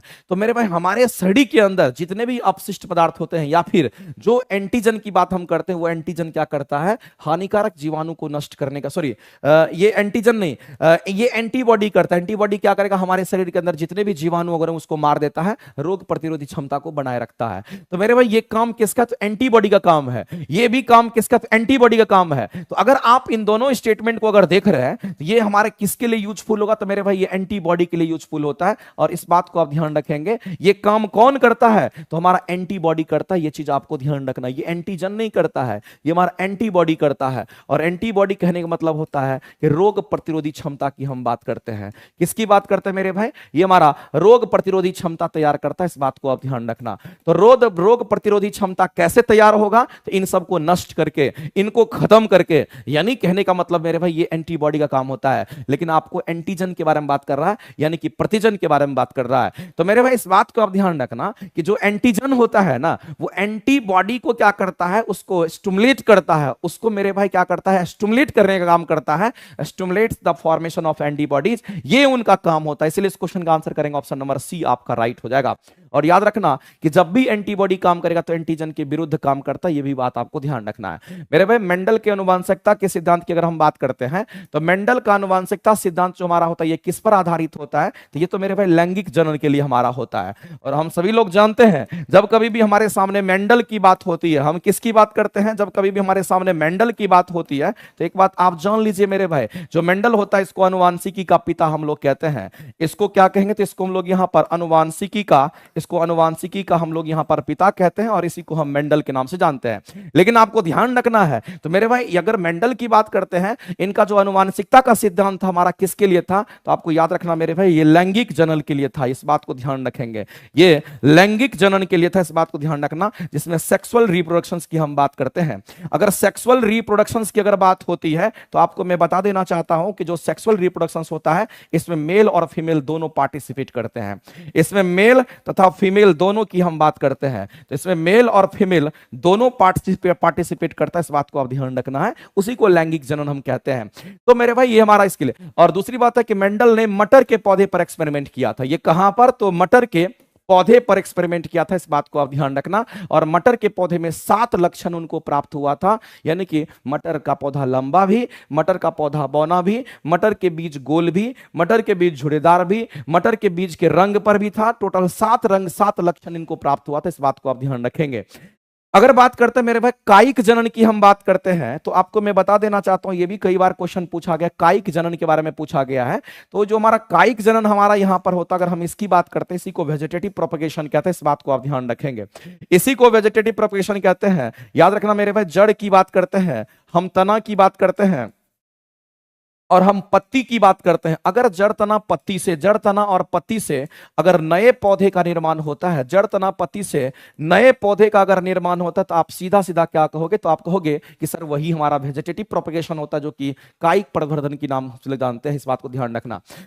तो यहां पर कई बार ये क्वेश्चन पूछा है कि पत्ती से नए पौधे का निर्माण कौन करेगा, तो कहना ब्रायोफाइलम करता, ब्रायोफाइलम ही हमारा करता है, इस बात को आप ध्यान रखेंगे। ए सेक्सुअल रिप्रोडक्शन में क्या होगा मेरे भाई, या तो उसमें मेल होगा या तो फीमेल होगा, या तो मेल होगा या तो फीमेल होगा, उसको हम लोग अलैंगिक जनन कहते हैं। लेकिन याद रखना, इसमें क्वेश्चन कई बार ये पूछता है कि लैंगिक जनन में विविधताएं ज्यादा आती है, इसमें विविधताएं ज्यादा आती है चूंकि मेल और फीमेल दोनों पार्टिसिपेट करते हैं। लेकिन जो लैंगिक अलैंगिक जनन होता है मेरे भाई, इसमें विविधताएं नहीं के बराबर आती है, इसमें समानताएं होती है, इसमें विविधताएं नहीं होती है। या फिर वेजिटेटिव प्रोपगेशन की अगर बात करते हैं, इसमें भी समानताएं देखने को मिलती है, इसमें विविधताएं नहीं होती है। तो सबसे अधिक अगर विविधताएं अगर किसी में होती है, याद रखना सेक्सुअल रिप्रोडक्शन में ही होता है। इस तरीके से हम लोग को ध्यान रखना है। आगे चलते हैं मेरे भाई, बोरेक्स की हम बात करते हैं, लेकिन बोरेक्स के जलीय विलयन की बात कही गई है। तो बोरेक्स के जो जलीय विलयन की प्रकृति होती है वो कैसी होगी, तो ये हमारा कैसा होता है, क्योंकि हमारा बोरेक्स का जलीय विलयन हमारा क्षारीय प्रकृति का होता है। और सबसे बड़ा चीज है, अगर हम बोरेक्स की अगर हम बात करते हैं, तो आपको मैं बता देना चाहता हूं, इसका केमिकल फॉर्मूला होता है Na2B4O7 के नाम से जानते हैं। और मेरे भाई ये हमारा किसके लिए इस्तेमाल होता है, आपको ध्यान रखना है, ये क्लीनिंग पर्पस के लिए हमारा इस्तेमाल होता है। सबसे अधिक पूछे जाने वाला क्वेश्चन हमारा ये है, ये क्लीनिंग पर्पस के लिए हमारा ये इस्तेमाल होता है। हम किसकी बात करते हैं, बोरेक्स की बात करते हैं। ये भी छोटा छोटा पॉइंट आपको ध्यान रखना है, क्योंकि क्वेश्चंस मेरे भाई कहीं से भी किसी भी चीज में रिलेट करके आपसे पूछ लेगा और आपको किसी भी सूरत में ध्यान रखना पड़ेगा। और इस तरह के क्वेश्चन अगर आ गए तो आपको आंसर करके आना पड़ेगा। तो मेरे भाई हमारा ये कैसा होता है, क्योंकि हमारा अल्कलाइन होता है, बोरेक्स का जो जलीय विलयन होता है हमारा अल्कलाइन होता है। आंसर करेंगे राइट। आगे बढ़ते हैं और अगला क्वेश्चन हम लोग देखते हैं। क्वेश्चन हमारा है कि समूह 14 की बात कर रहे हैं और समूह 14 के लिए कौन सा कथन हमारा सत्य है, ये सही है। मेरे भाई एक बात बताइए, पीरियोडिक टेबल में आपने पी ब्लॉक को देखा होगा, पीरियोडिक टेबल में आपने पी ब्लॉक को देखा होगा, और जो पी ब्लॉक हमारा स्टार्ट होता है वो 13 से लेकर के कहां तक होता है, 13 से लेकर के हमारा 18 तक होता है। मेरे भाई मैं आपको बताना चाहता हूं, अगर 13वां ग्रुप की अगर बात करते हैं तो ये बोरोन ग्रुप का हमारा होता है, जिसको हम लोग पढ़ते हैं, ये हमारा बल्गा एंटी पढ़ते हैं। इसको हम लोग क्या पढ़ते हैं, ये बल्गा एंटी होता है। अगर बोरोन ग्रुप के बाद अगर 13 के बाद हम 14 में अगर हम जाएंगे, अगर मेरे भाई हम 14 की बात करेंगे, तो इसी में हमारा आता है कार्बन फैमिली और ये संग पीवी की बात करते हैं, ये ससिक संग पीवी की हम बात करते हैं, यानी कार्बन फैमिली ये हमारा होता है। तो मेरे भाई हम लोगों को 14वें ग्रुप पर फोकस करना, और 14th ग्रुप को जब हम लोग उठा करके यहां पर देखते हैं तो 14वां ग्रुप पे हमारा कार्बन वगैरह आता है निकल करके, ये हमारा कार्बन आता है, सिलिकॉन आता है, जर्मेनियम आता है। अगर मेरे भाई इस कार्बन की बात अगर हम करते हैं कि इसका ऑक्सीडेशन स्टेट हमारा कितना हो सकता है, तो मैं आपको बताना चाहता हूं मेरे भाई कि जहां भी कार्बन दिखता है, जैसे कार्बन मोनोऑक्साइड है, जैसे कार्बन डाइऑक्साइड है, अगर हम आपको ये बोले मेरे भाई कि इसका कार्बन का कितना होगा ऑक्सीडेशन स्टेट, तो आप निकाल सकते हो। जिसका भी ऑक्सीडेशन स्टेट निकालना होता है उसको आप एक्स मानते हैं। चलो थोड़ा मैं बड़ा करके इसको लिखता हूं ताकि मेरे भाई आपको ये चीज अच्छे तरीके से विजुअल हो। और हम कहते हैं कि ये हमारा कार्बन मोनोऑक्साइड है, जिसका निकालेंगे उसको हम लोग क्या करेंगे, एक्स मान लेंगे। और ऑक्सीजन जो हमारा होता है, उस ऑक्सीजन का जो ऑक्सीडेशन स्टेट होता है मेरे भाई ऑक्सीजन फैमिली का वो -2 होता है, याद रखना। अगर इसमें कुछ भी आयंस नहीं है तो वो 0 के बराबर होगा, यानी x की वैल्यू यहां पर +2 आ गए। इसका मतलब कार्बन मोनोऑक्साइड में कार्बन का ऑक्सीडेशन स्टेट कितना, तो +2 है। इसी तरीके से अगर हम कार्बन डाइऑक्साइड्स की अगर हम बात करते हैं तो यहां पर अगर कार्बन को कैलकुलेट करेंगे तो इसको x मान लेंगे, और ऑक्सीजन का कितना होगा, तो -2 होगा, लेकिन 2 का ऑक्सीजन है तो 2 से गुना भी करना पड़ेगा। पावर में मेरे भाई कोई आयंस नहीं तो 0 के बराबर करेंगे, यहां से x की वैल्यू कितनी होगी, तो हमारा +4 हो जाएगा। तो मेरे भाई हम लोग ये देख पा रहे हैं यहां पर कार्बन का ऑक्सीडेशन हमारा स्टेट कितना, +2 है, कार्बन का ऑक्सीडेशन स्टेट हमारा कितना, मतलब +4 मिला।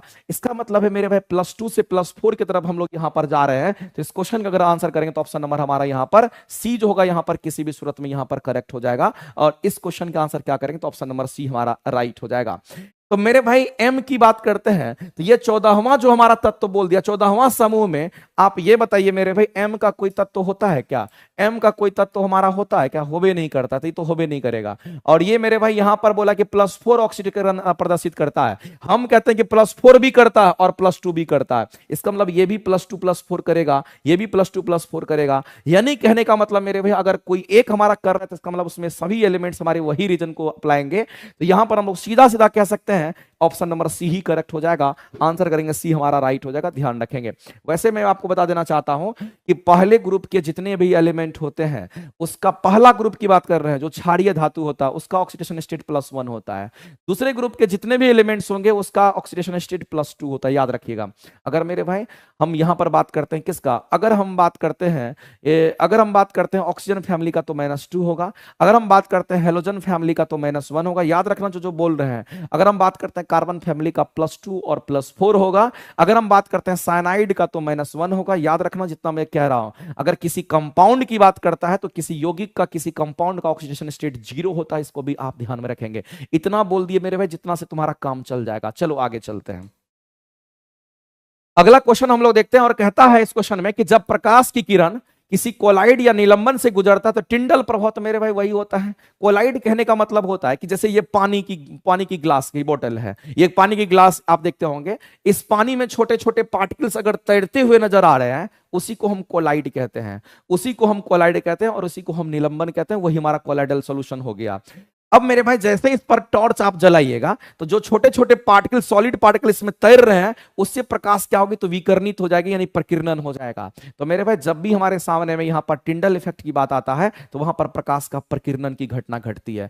किसकी घटना घटती है, प्रकाश के प्रकीर्णन की घटना घटती है। इसलिए इस क्वेश्चन के आंसर क्या करेंगे, तो ऑप्शन नंबर हमारा सी राइट हो जाएगा, और प्रकाश चारों दिशाओं में फैल जाती है। जब किसी वस्तु को पृथ्वी से चांद पर लेकर के जाते हैं, अगर बताइए मेरे भाई किसी वस्तु को अगर कहां से कहां लेके जाते हैं तो आप पृथ्वी से चांद पर लेकर के अगर जाते हैं तो होगा क्या, मेरे भाई पृथ्वी से चांद पर लेकर जाएंगे तो द्रव्यमान में कोई परिवर्तन नहीं होगा। हाँ, जी में परिवर्तन होने के कारण भार में परिवर्तन होगा, क्योंकि यहां पर जी का मान कितना होता है, 9.8 होता है, या जी का मान जी होता है, लेकिन चंद्रमा पर जी का मान G/6 होता है, इसलिए भार कम हो जाता है।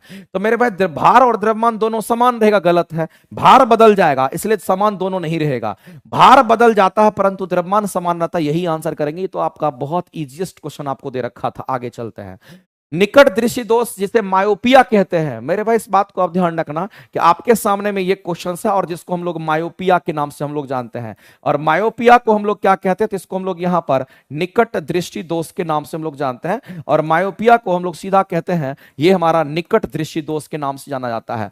अगर हम निकट दृष्टि दोष की बात करें इसको हम लोग मायोपिया कहते हैं। मेरे भाई इस बात को आप ध्यान रखना है कि इस मायोपिया में क्या होगा, निकट दृष्टि दोष में क्या होगा, तो नजदीक की वस्तु दिखती है, याद रखना उल्टा होता है, लगेगा कि गलत है लेकिन आपको उल्टा समझना है। निकट दृष्टि उसमें नजदीक की वस्तु दिखती है, लेकिन क्या नहीं दिखेगी मेरे भाई, तो दूर की वस्तु इसमें नहीं दिखती है। जब दूर नहीं दिखेगा तो आपको उपचार करना पड़ेगा, और उपचार हम लोग कौन सा लेंस लगा करके चश्मा में करेंगे, तो जो प्रकाश को दूर तक लेके जाता है, जो प्रकाश को फैलाता है, और प्रकाश को फैलाने वाला लेंस हमारा कौन सा होगा, कहेंगे यहां पर अवतल लेंस की हम बात करेंगे, और अवतल लेंस हमारा डाइवर्जिंग लेंस होता है जो प्रकाश को फैलाता है। इस तरीके से हम लोग को आंसर करना है।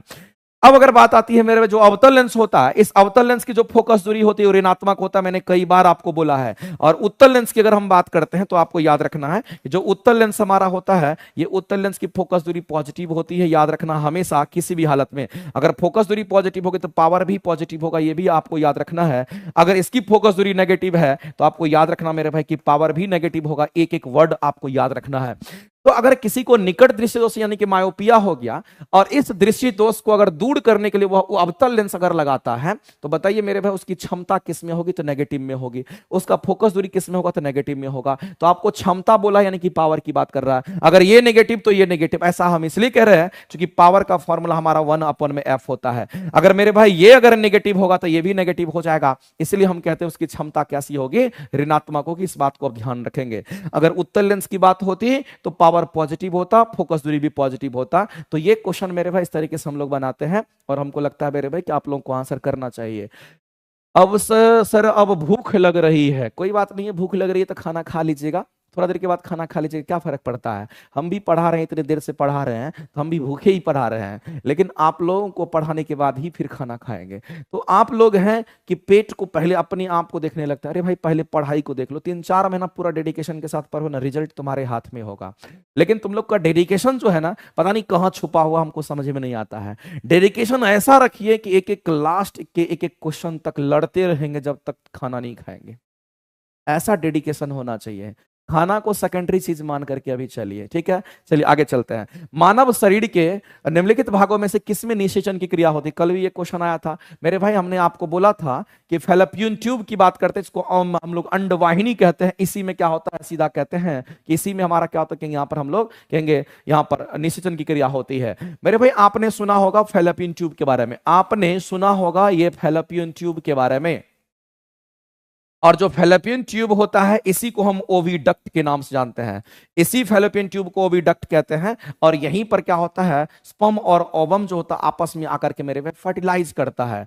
तो आपको ध्यान रखना है, मेल्स का स्पर्म तथा हम ओवम की बात करते हैं, और फीमेल के अंदर ओवरी में एग का निर्माण होता है, जिसको हम लोग यहां पर क्या कहते हैं, ओवम की हम बात करते हैं। तो मेरे भाई ये मेल का स्पर्म और ओवम दोनों आकर के क्या करता है, स्पर्म और ओवम ये दोनों क्या करता तो कहेंगे दोनों मेरे भाई यहां पर निषेचित होता है। इस बात को आप ध्यान रखेंगे। यहीं पर दोनों क्या होगा कहेंगे यहां पर निषेचित होता है, और इसी निषेचित दोनों निषेचित होता कहां पर, तो हम सीधा कहेंगे फैलोपियन ट्यूब में होता है। निषेचन की क्रिया यहीं पर होती है।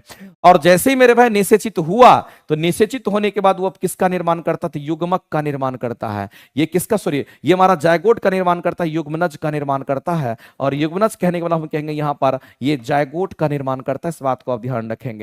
अब ये जायगोट का निर्माण तो करेगा, ये जायगोट का निर्माण करेगा, फिर इस जायगोट से क्या होगा मेरे भाई, तो हम कहेंगे यहां पर भ्रूण हमारा भ्रूण में डेवलप होता है। लेकिन आपको ध्यान रखना है कि जो भ्रूण हमारा होता है, ये जो भ्रूण का हमारा ग्रोथ होता है वो कहां पर, इसके बाद ये बनेगा, लेकिन भ्रूण का जो ग्रोथ होता है वो कहां पर होगा, तो आपको ध्यान रखना कि भ्रूण का ग्रोथ यूट्रस में होता है। ये कहां पर होता है, तो फीमेल के यूट्रस में होता है, जिसको आप यहां पर क्या कहते हैं, गर्भाशय कहते हैं। यूट्रस में होता है। इस तरह से मेरे भाई ओवरी में एग का निर्माण होता है। अगर फीमेल की ओवरी की अगर बात करते हैं, लेफ्ट और राइट साइड दोनों साइड होता है, और इसमें एग का निर्माण होता है। इसी में मेरे भाई एग का निर्माण होता है। इस बात को आप ध्यान रखेंगे। तो एग का निर्माण ओवरी में होता है, इस बात को ध्यान रखना। और गर्भाशय में क्या होता है, कहेंगे गर्भाशय में भ्रूण का विकास होता है। इस बात को आप ध्यान रखेंगे। आंसर करेंगे फैलोपियन ट्यूब यानी अंडवाहिनी होगा, और उसी को ओविडक्ट भी हम लोग कहते हैं। अगला क्वेश्चन है कि कांच के गिलास में पानी के अंदर रखा हुआ नींबू वास्तविक आकार से ऊपर दिखाई देता है। मेरे भाई इस बात को आप ध्यान रखना कि कोई भी चीज अगर अपने वास्तविक आकार से ऊपर दिखाई देता है तो समझ लेना वो प्रकाश के अपवर्तन के कारण हो रहा है। क्योंकि प्रकाश जब हमारा माध्यम परिवर्तन करती है, जैसे आप देखिए ये पानी है, इस पानी में अगर इस पेन को डालेंगे तो ये पेन सीधा है, लेकिन पानी के अंदर हमारा पेन टेढ़ा दिखाई देता है, वो प्रकाश के अपवर्तन के कारण होता है, जबकि पेन सीधा है। लेकिन होता क्या, जब हम देखते हैं तो प्रकाश हमारा हवा से पानी में इंटर करता है, यानी कि मेरे भाई यहां पर विरल से सघन में जाता है, माध्यम परिवर्तन होगा, प्रकाश की किरणें विचलित हो जाती है, थोड़ा ऊपर उठी हुई दिखाई देती है, इसीलिए आपको ऐसा प्रतीत होता है, लेकिन ऐसा होता नहीं। तो मेरे भाई इस बात को ध्यान रखना कि कांच के गिलास में पानी के अंदर रखा हुआ नींबू अपनी वास्तविक आकार से अगर ऊपर बड़ा दिखाई दे, देखिए वास्तविक आकार से ऊपर दिखाई देता है या वास्तविक आकार से बड़ा दिखाई देता है, आप समझ लेना मेरे भाई, फिर भी हमारा क्या होगा, हम यहां पर प्रकाश के अपवर्तन के कारण ही करेंगे, और इस क्वेश्चन का आंसर हम लोग यही करेंगे। कई बार आपको यह भी बोला जाएगा कि सूर्य गोलाकार होता है, लेकिन अगर वो अंडाकार दिख रहा है, इसका मतलब वहां भी प्रकाश का अपवर्तन होता है। तारा अगर टिमटिमाने की बात करता है, एक्चुअली में मेरे भाई तारा टिमटिमाता नहीं है, तारा का खुद का प्रकाश होता है, अपनी प्रकाश से वो चमकता है। तो कहेंगे तारा टिमटिमाने की अगर बात करता है तो हमारे और तारे के बीच में बहुत सारे वायुमंडल का लेयर होता है, और प्रकाश जब उस पर तारा की पड़ती है, तो तारा के प्रकाश जब पड़ती है उस पर वायुमंडल में, तो अलग अलग वायुमंडल में मेरे भाई वो डेविएशन होगा, चूंकि प्रकाश के अपवर्तन के कारण इसीलिए हम लोग को प्रकाश, अगर सूर्य की तारा रहेगा कहीं दिखाई देगा कहीं और ब्लिंक करता हुआ नजर आता है। लेकिन मेरे पास इस तरह के क्वेश्चंस आपसे पूछे जाते हैं तो आपको आंसर्स करना चाहिए। और प्रकाश का जो ध्रुवीकरण होता है, याद रखना, ये ध्रुवीकरण पर भी क्वेश्चन पूछता है, तो प्रकाश का ही ध्रुवीकरण होता है और निकोल प्रिज्म का इस्तेमाल करके हम अनपोलराइज्ड लाइट को पोलराइज्ड लाइट में कन्वर्ट करते हैं। और याद रखना मेरे पास ध्वनि का ध्रुवीकरण नहीं होता, प्रकाश का ध्रुवीकरण होता है लेकिन ध्वनि का ध्रुवीकरण नहीं होता, ध्यान रखेंगे। आगे आप देखते होंगे कि आपके सामने में ये बैचेस आपको दिख रहे हैं कि नियुक्ति बैच 4.0 के लिए मेरे भाई ये रामबाण बैच होगा। इसमें अब आपको हम बता देना चाहते हैं 1 से 2 दिन के बाद इसके अंदर जो क्लासेस हम आपको प्रोवाइड करें ना, पूरा पागल वाला क्लासेस हम आपको प्रोवाइड करेंगे, एक से एक बेहतरीन कंटेंट हम आपको देंगे नियुक्ति बैच के अंतर्गत। बस आप तैयार रहिएगा। और नियुक्ति बैच में आप देखिएगा 6 to 8 वाले बच्चे, 9 10th वाले बच्चे, या आप किसी भी एग्जाम की तैयारी करते हैं या 1 to 5 पीआरटी वाले बच्चे होंगे, अगर मेरा नियुक्ति बैच अगर 1000 क्वेश्चन 2000 क्वेश्चन भी तुम अगर पढ़ाया हुआ अगर पढ़ लिया बढ़िया से, तो समझ लेना कि तुम्हारे स्कोर बहुत अच्छे हो जाएंगे साइंस में, कहीं से कोई दिक्कत नहीं होगा। साइंस की हम बात कर रहे हैं, साइंस तुम्हारा अच्छा हो जाएगा। लेकिन अगर स्पेशली कोई 6 to 8 9 10th की तैयारी करता है तो उनके लिए तो मेरे भाई रामबाण है ही, उनके लिए कंप्लीट 4000 प्लस क्वेश्चन हम आपको कराएंगे और बहुत ही बारीकी से अब ये क्लासेस आपकी रिदम पकड़ लेगी और डेली हम इसमें लगभग 40 से 45 क्वेश्चन डेली हम कराएंगे। और देख लीजिएगा मेरे भाई, 1 महीने के अंदर इसकी स्थिति क्या हो जाएगी आपको खुद महसूस हो जाएगा। बस इंतजार कीजिए। लेकिन जो लोग नियुक्ति बैच से नहीं जुड़े होंगे, एक एक बच्चे की हम बात करते हैं, एक एक बच्चे के फोन में नियुक्ति बैच होना चाहिए। आप जाकर के देख लीजिए, फीडबैक ले लीजिए। पिछला जो नियुक्ति बैच हम दिए थे, मैक्सिमम क्वेश्चन एग्जाम के मेरे पास डायरेक्ट डिट्टो वहीं से आया था। इस बार भी हम कह रहे हैं कि पूरा एनालिसिस करके, पूरा अपना एक्सपीरियंस झोंक करके पूरी की पूरी क्लासेस को हम करवाएंगे और उसमें भी आपको बेहतरीन क्लासेस मिलेगी। इसलिए क्या है ये कौन कॉफी है जी? हाँ, चलिए आगे चलते हैं। अगला क्वेश्चन हम लोग देख लेते हैं और अगला क्वेश्चन हमारा क्या कहता है इसको समझते हैं। कहता है निम्नलिखित में से कौन सा एक कोशिकीय हमारा नहीं है, ये बोला गया है। मेरे भाई एक कोशिकीय कौन सा नहीं होगा उसके बारे में बोला गया है। बैक्टीरिया तो हमारा है, ये सवाल भी हमारा होगा। फंगस हमारा नहीं होगा, कवक हमारा नहीं होगा। कवक हमारा क्या होगा मेरे भाई, यहाँ पर बहुकोशिकीय की हम बात करते हैं, ये एक कोशिकीय हमारा नहीं होता है। कवक की बात करते हैं, ये बहुकोशिकीय होता है। जैसे मान लेते हैं एग्जाम्पल के तौर पे, अगर हम यहाँ पर ईस्ट की बात करते हैं, किसकी बात कर रहे हैं, ईस्ट की बात करते हैं। और ये ईस्ट जिसको हम खमीर कहते हैं, हिंदी में खमीर कहते हैं, लेकिन ये भी तो कवक ही है, ये भी तो कवक है मेरे भाई। इस बात को आप ध्यान रखना, ये बहुकोशिकीय होता है। ये कैसा होता है, ये हमारा बहुकोशिकीय होता है। यानी आप सीधा कह सकते हैं मेरे भाई, यहां पर आप सीधा कह सकते हैं ये हमारा एक कोशिका नहीं, ये बहुत कोशिका से बना होता है, ये बहुकोशिकीय होता है। लेकिन जीवाणु एक कोशिकीय होता है। क्लेमाइडोमोनास भी हमारा सवाल होता है, ये भी एक कोशिकीय होता है। तो अगर इन दोनों को अगर देखेगा तो मेरे भाई ये दोनों हमारा एक कोशिकीय होगा। इस बात को ध्यान रखना, ये दोनों एक कोशिकीय होगा। कवक हमारा बहुकोशिकीय के अंतर्गत आता है।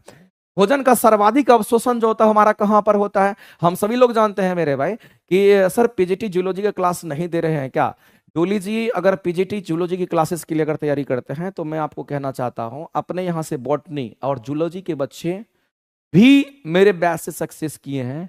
और मैं आपको बता देना चाहता हूं, आप नियुक्ति बैच की क्लासेस कीजिए, पूरा जूलॉजी का हर एक चीज आपको मिल जाएगा, आपको बॉटनी का हर एक चीज मिल जाएगा। अगर किसी का बॉटनी जूलॉजी भी है तो मेरे भाई नियुक्ति बैच जरूर लेकर के पढ़ लीजिएगा, क्योंकि मेरे यहाँ से बॉटनी के बच्चे भी, आप देखिएगा वीडियो अगर अभी बना हुआ होगा कुछ बच्चे का, बॉटनी जिसका था वो भी नियुक्ति बैच पढ़ करके सिलेक्शन लिया है। क्योंकि उसमें कंटेंट उतने लेवल तक हम दे देते हैं कि आपका अगर बॉटनी जूलॉजी है तो आपका वहां से कवर हो जाएगा। इसलिए मेरे भाई टेंशन लेने की जरूरत नहीं है, आप वहां से उसको कवर कर सकते हैं और 11th 12th में अपनी 11th 12th में अपने सफलता को आप यहाँ पर साबित कर सकते हैं। आगे बात करते हैं मेरे भाई, भोजन का जो हमारा यहाँ पर सबसे अधिक अवशोषण होता है वो कहां पर होता है, छोटी आंत में होता है। और छोटी आंत हमारा कौन था, इलियम की बात करते हैं। तो कई बार हम पढ़ा चुके हैं आपको, यहाँ पर इलियम के बारे में हम कई बार बता चुके हैं। इलियम हमारा सबसे बड़ा भाग होता है। आप याद रखना, जितने भी शाकाहारी जीव होते हैं उनमें इलियम और भी ज्यादा लंबा होता है और इलियम हमारी छोटी आंत का पार्ट है। छोटी आंत में भोजन का संपूर्ण पाचन,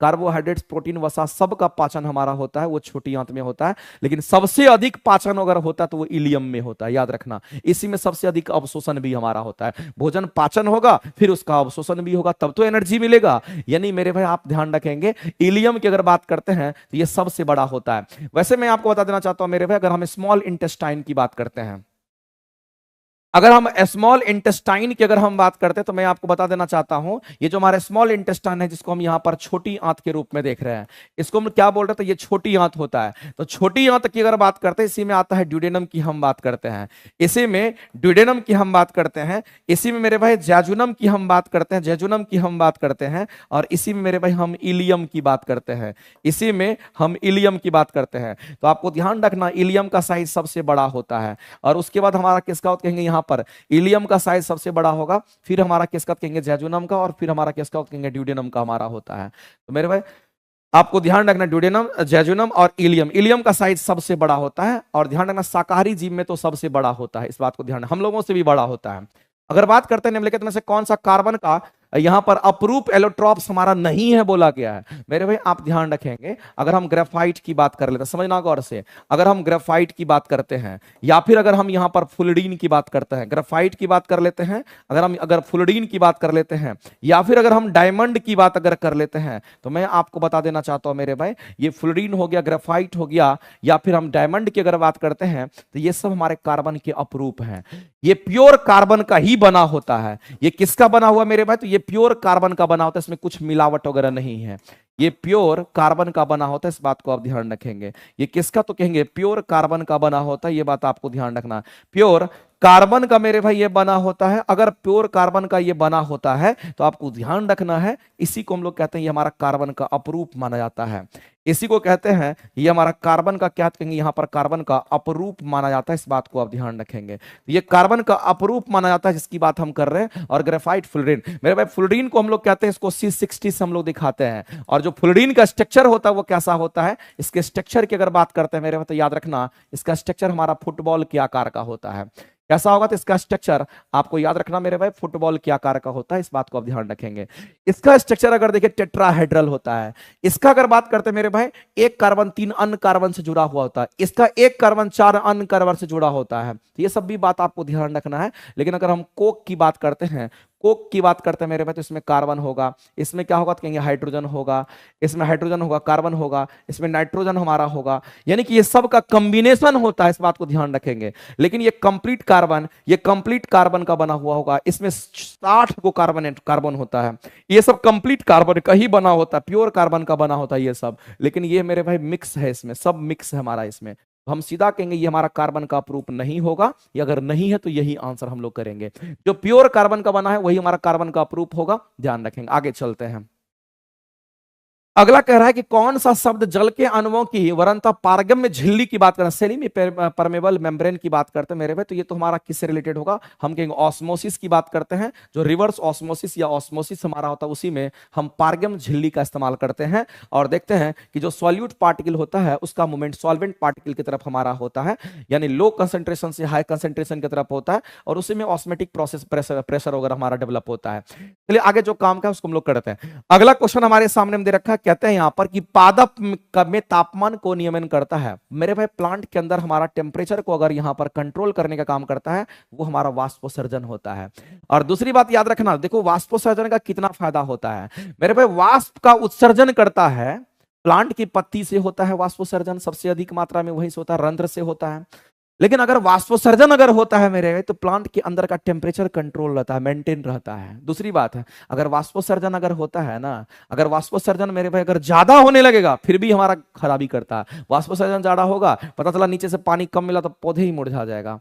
तो वाष्पोत्सर्जन जो होता है मेरे भाई हमारे लिए क्या है, तो कहेंगे प्लांट के लिए ये उपयोगी माना जाता है। लेकिन वाष्पोत्सर्जन की अगर हम बात करते हैं तो आपको ध्यान रखना, हमारे प्लांट में ये टेम्परेचर को भी कंट्रोल करने का काम करता है। किसको, तो टेम्परेचर को कंट्रोल करता है मेरे भाई, इस बात से हम लोग यहाँ पर ध्यान रखेंगे।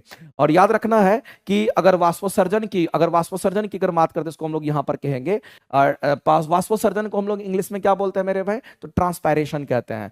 कई बार ये भी क्वेश्चन पूछता है कि ट्रांसपायरेशन को कंट्रोल करने वाला जो हमारा पदार्थ होता है उसको क्यूटिकल कहते हैं। और क्यूटिकल जो होता है वो हमारा पत्ती के ऊपर का लेयर और पत्ती के नीचे का लेयर होता है। जनरली वो राजस्थानी पौधे या फिर जो मरुस्थलीय पौधे होते हैं उसमें देखने को मिलता है। तो क्यूटिकल जो हमारा होता है मेरे भाई, प्लांट की पत्ती के ऊपर का लेयर और प्लांट की पत्ती के नीचे का लेयर क्यूटिकल होता है, जो मोम जैसा पदार्थ होता है, और ट्रांसपायरेशन रेट को कम कर देता है। नहीं तो पता चला वाष्पीकरण ज्यादा हो जाएगा, पानी कम मिला, पौधा सूख जाएगा। तो इस बात को भी आप ध्यान रखेंगे। तो मेरे भाई इस तरीके से हम कहेंगे वाष्पोत्सर्जन हमारा यहाँ पर राइट हो जाएगा। अगला हम लोग चलते हैं।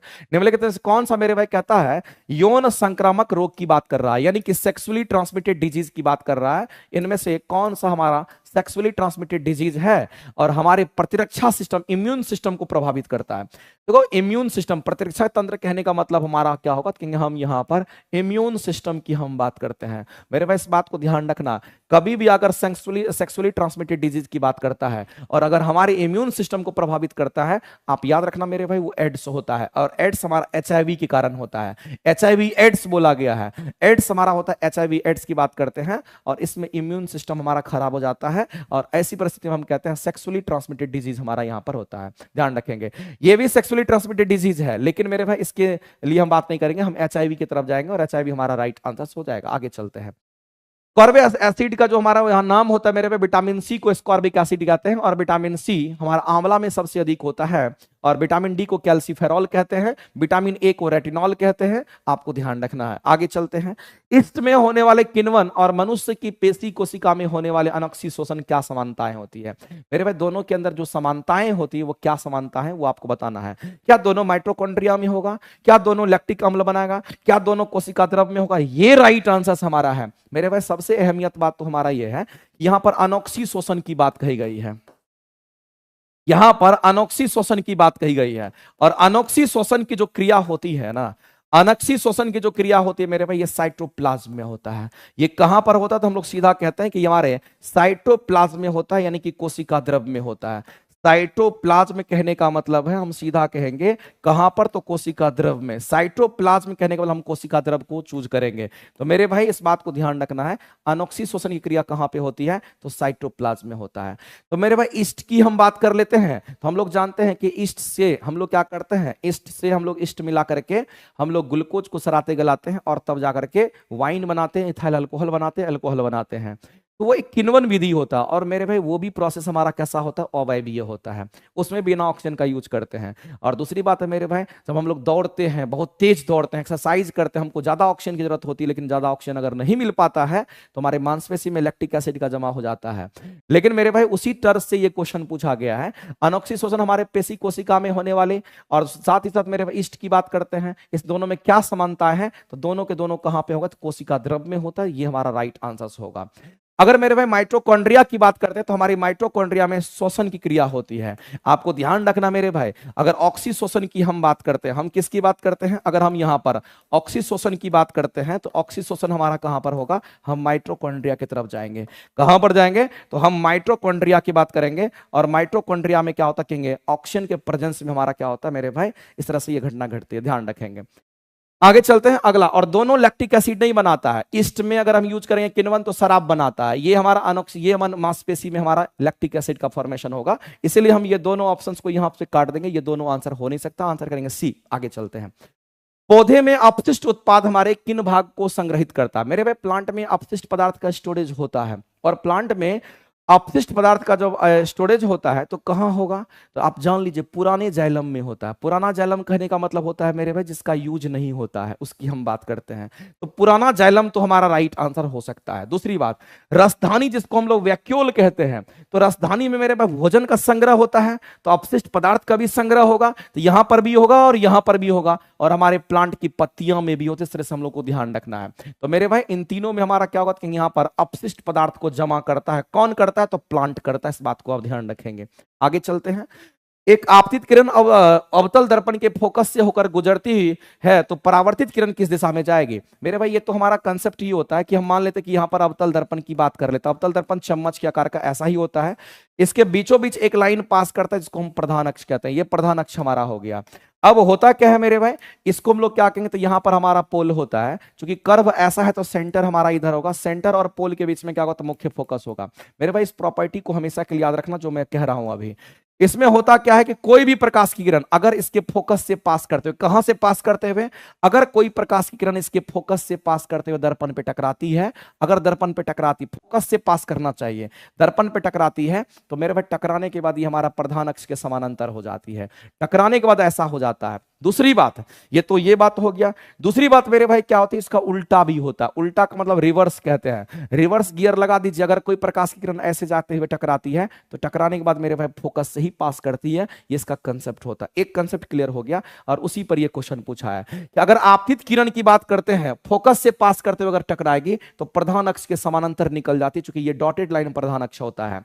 तो अवतल दर्पण के फोकस से अगर गुजरती है तो परावर्तित किरण मेरे भाई किस दिशा में होगी, तो परावर्तित किरण हमारा यहां पर प्रधान अक्ष के समानांतर हो जाएगी। इस बात को ध्यान रखना है, और यानी ये मुख्य अक्ष के समानांतर हो जाएगी। इस क्वेश्चन का आंसर करेंगे ऑप्शन नंबर सी करेक्ट हो जाएगा। दूसरी बात, अगर कोई प्रकाश की किरण, यदि कोई प्रकाश की किरण मेरे भाई, ऐसा भी क्वेश्चन पूछता है, यदि कोई प्रकाश की किरण वक्रता केंद्र से जाते हुए अगर टकराती है दर्पण पे, वक्रता केंद्र से जाते हुए दर्पण पर टकराती है, वक्रता कहां से, सब जगह से नहीं, ये हम वक्रता केंद्र को फोकस करें। यदि कोई प्रकाश किरण वक्रता केंद्र से जाते हुए टकराती है, याद रखना मेरे भाई कि इस दर्पण के साथ हमेशा 90 डिग्री कोण बनाएगी। लेकिन कहां से जाते हुए टकराती है, तो यहां वक्रता केंद्र से जाते हुए टकराती है तो 90 डिग्री कोण बनाती है। तब पता चलेगा मेरे भाई जिस दिशा में गया है उसी पाथ में ये रिटर्न आ जाता है। तो वक्रता केंद्र हमारा एक ऐसा केंद्र होता है जिस केंद्र से कोई प्रकाश की किरण पास करते हुए अगर दर्पण पे टकराती है तो उस दर्पण के साथ 90 डिग्री कोण बनाती है, और जब 90 डिग्री कोण बनेगा मेरे भाई तो जिस रास्ते से गई है उसी रास्ते में वो रिटर्न हो जाती है। ये एक कंसेप्ट होता है। तो मेरे भाई इस बात को ध्यान रखना, वक्रता केंद्र से होकर गुजरेगी। इस क्वेश्चन के लिए तो मेरे भाई परावर्तित किरण हमारा मुख्य अक्ष के समानांतर हो जाएगी। तो इस क्वेश्चन के तो आंसर एक ही बार में मिल गया, तो आंसर हमारा क्या होगा, कहेंगे ऑप्शन नंबर हमारा सी जो होगा वो राइट हो जाएगा। इस बात को आप ध्यान रखेंगे। आगे चलते हैं। अगला क्वेश्चन हम लोग कहते हैं कि सीमेंट के निर्माण की हम बात करते हैं। बताइए मेरे भाई, सीमेंट के निर्माण की बात कही गई है, और आपको एक बात बताना है मेरे भाई कि अगर हम सीमेंट की बात करते हैं, किसकी बात करते हैं, सीमेंट की बात करते हैं। अगर हम सीमेंट की बात करते हैं, यदि हम सीमेंट की बात करते हैं, तो आपको ध्यान रखना है कि सीमेंट मेरे भाई वही सीमेंट की हम बात करते हैं जिससे आप घर बनाते हैं, जिससे आप बिल्डिंग तैयार करते हैं। ईटा को जब जोड़ने की बात होती है तो मेरे भाई इस सीमेंट के अंदर क्या होता है, इस सीमेंट के अंदर हमारा कैल्शियम ऑक्साइड्स होता है। इस सीमेंट में किस क्या होता है मेरे भाई, तो कहेंगे सिलिका होता है, SiO2 होता है। इस सीमेंट में क्या होता है, तो कहेंगे एल्यूमिना होता है, इसमें हम एल्यूमिना भी मिलाते हैं। इस सीमेंट में क्या होगा मेरे भाई, तो हम कहेंगे इसमें जिप्सम भी हमारा मिलता है, इसमें हमारा जिप्सम भी हमारा मौजूद होता है। लेकिन मैं आपको बताना चाहता हूं मेरे भाई, कुछ इसमें तथ्य इंपॉर्टेंट है, वो समझना गौर से। अगर हम एल्यूमिना को अगर मिलाते हैं, हम किसको मिलाते हैं, इसको एल्यूमिना पढ़ते भी हैं। अगर हम इसको मिलाते हैं मेरे भाई, ये क्या करता है, तो कहेंगे सीमेंट को जल्दी सेट करता है। ये सीमेंट को क्या करता है, तो कहेंगे सीमेंट को जल्दी जमाता है। इस बात को ध्यान रखना, सीमेंट को जल्दी जमाने के लिए क्या मिलाएंगे, तो सीमेंट को जल्दी जमाने के लिए हम उसमें क्या मिलाते हैं, तो हम उसमें एल्यूमिना मिलाते हैं, इसको एल्यूमिना कहते हैं, ध्यान रखेंगे। अगला मेरे भाई यहां पर हम जिप्सम की बात करते हैं। जो हमारा जिप्सम होता है, इस जिप्सम का भी इस्तेमाल होता है, लेकिन ये इसको कब मिलाते हैं मेरे भाई, तो आपको ध्यान रखना है, इसको तब मिलाते हैं जब सीमेंट को जल्दी जमने नहीं देना होता है। जब सीमेंट को क्या करना होता है, तो जल्दी जमने नहीं देना होता, जल्दी जमने नहीं देने की बात करते हैं, नहीं देना होता है तब हम की बात करते हैं। तो मेरे भाई ये सीमेंट को जल्दी जमने से रोकता है, यानी जल्दी जमने से अगर मेरे भाई नहीं, जल्दी जमने नहीं देता है, इसका मतलब सेटिंग टाइम को बढ़ाता है। याद रखना, इस तरह से क्वेश्चन पूछता है, ये सेटिंग टाइम को क्या करता है, कहेंगे सेटिंग टाइम को ये बढ़ाता है। इस बात को आप ध्यान रखेंगे, ये सेटिंग टाइम को क्या करता है मेरे भाई, बढ़ाता है। और ये सेटिंग टाइम जल्दी जमा देगा तो टाइम कम कर देगा, यानी सेटिंग टाइम को कम कर देता है। तो इस बात को ध्यान रखना, यानी कि सेट जल्दी हो जाएगा और सेटिंग टाइम को क्या करेगा, तो ये कम कर देता है। इस बात को आप ध्यान रखेंगे। दूसरी बात है मेरे भाई, अगर हम यहां पर कैल्शियम ऑक्साइड्स की बात करते हैं तो ये स्ट्रेंथ प्रोवाइड करता है, ये मजबूती प्रदान करता है, ये हमारा स्ट्रेंथ देता है। सिलिका भी क्या करेगा मेरे भाई, स्ट्रेंथ ही देता है, ध्यान रखेंगे। तो आपसे क्या उसमें कॉपर, ये तो होबे नहीं करता है, ये भी हमारा होता ही नहीं है। कह रहा है सीमेंट के निर्माण में किस रासायनिक यौगिक का उपयोग हम लोग करते हैं, तो मेरे भाई सीमेंट में हम लोग क्या करते हैं, तो यहां पर ये दोनों स्टेटमेंट तो हमारा खत्म हो गया सीमेंट में, लेकिन इसका इस्तेमाल हमारा होता है, एल्यूमिना का इस्तेमाल करते हैं। तो इस क्वेश्चन का आंसर हम लोग क्या करेंगे, एल्यूमिना करेंगे। लेकिन याद रखना कि एल्यूमिना ज्यादा हमारा यूज नहीं होता है, इसमें 3 से 4% हमारा इस्तेमाल होता है।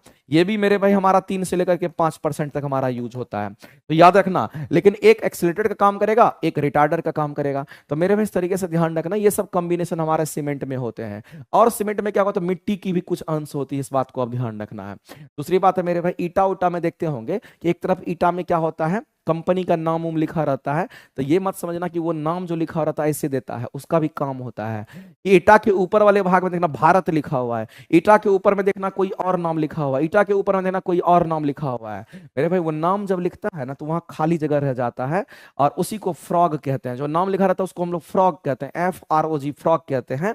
और ध्यान रखना मेरे भाई, वो जो फ्रॉग हमारा होता है ईटा पर जिस पर लिखा हो रहता है, नाम लिखा रहता है, उसमें खाली जगह बन जाता है। याद रखना वो मेरे भाई यहाँ पर क्या करता है, एक ईंट को दूसरे ईंट से जोड़ने में मजबूती प्रदान करता है। दूसरी बात मेरे भाई, सीमेंट के अंदर आयरन ऑक्साइड्स भी होता है, उसको याद रखेंगे। इसमें आयरन ऑक्साइड्स भी होता है, इसको भी याद रखना। और सीमेंट में अगर आयरन ऑक्साइड्स होता तो मेरे भाई ये सीमेंट को भूरा रंग प्रदान करता है। ये कैसा रंग देता है तो कहेंगे यहाँ पर ये भूरा रंग प्रदान करता है, इस बात को ध्यान रखना। जैसे ईटा का रंग देखिएगा लाल होता है, तो ईटा का रंग अगर लाल होगा तो यही आयरन ऑक्साइड के कारण ईटा का रंग लाल होता है, ये बात आपको ध्यान रखना है। तो मेरे भाई ये क्वेश्चन का आंसर करेंगे सी। आगे चलते हैं।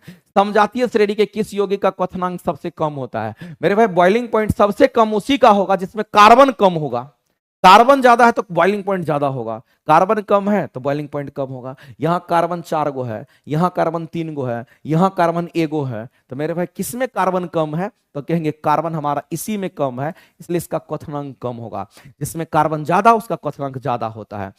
अगला क्वेश्चन मेरे भाई दे रखा है कि एक प्रोटॉन को चित्र में दर्शाया गया, प्रोटॉन मेरे भाई ऊपर की तरफ है।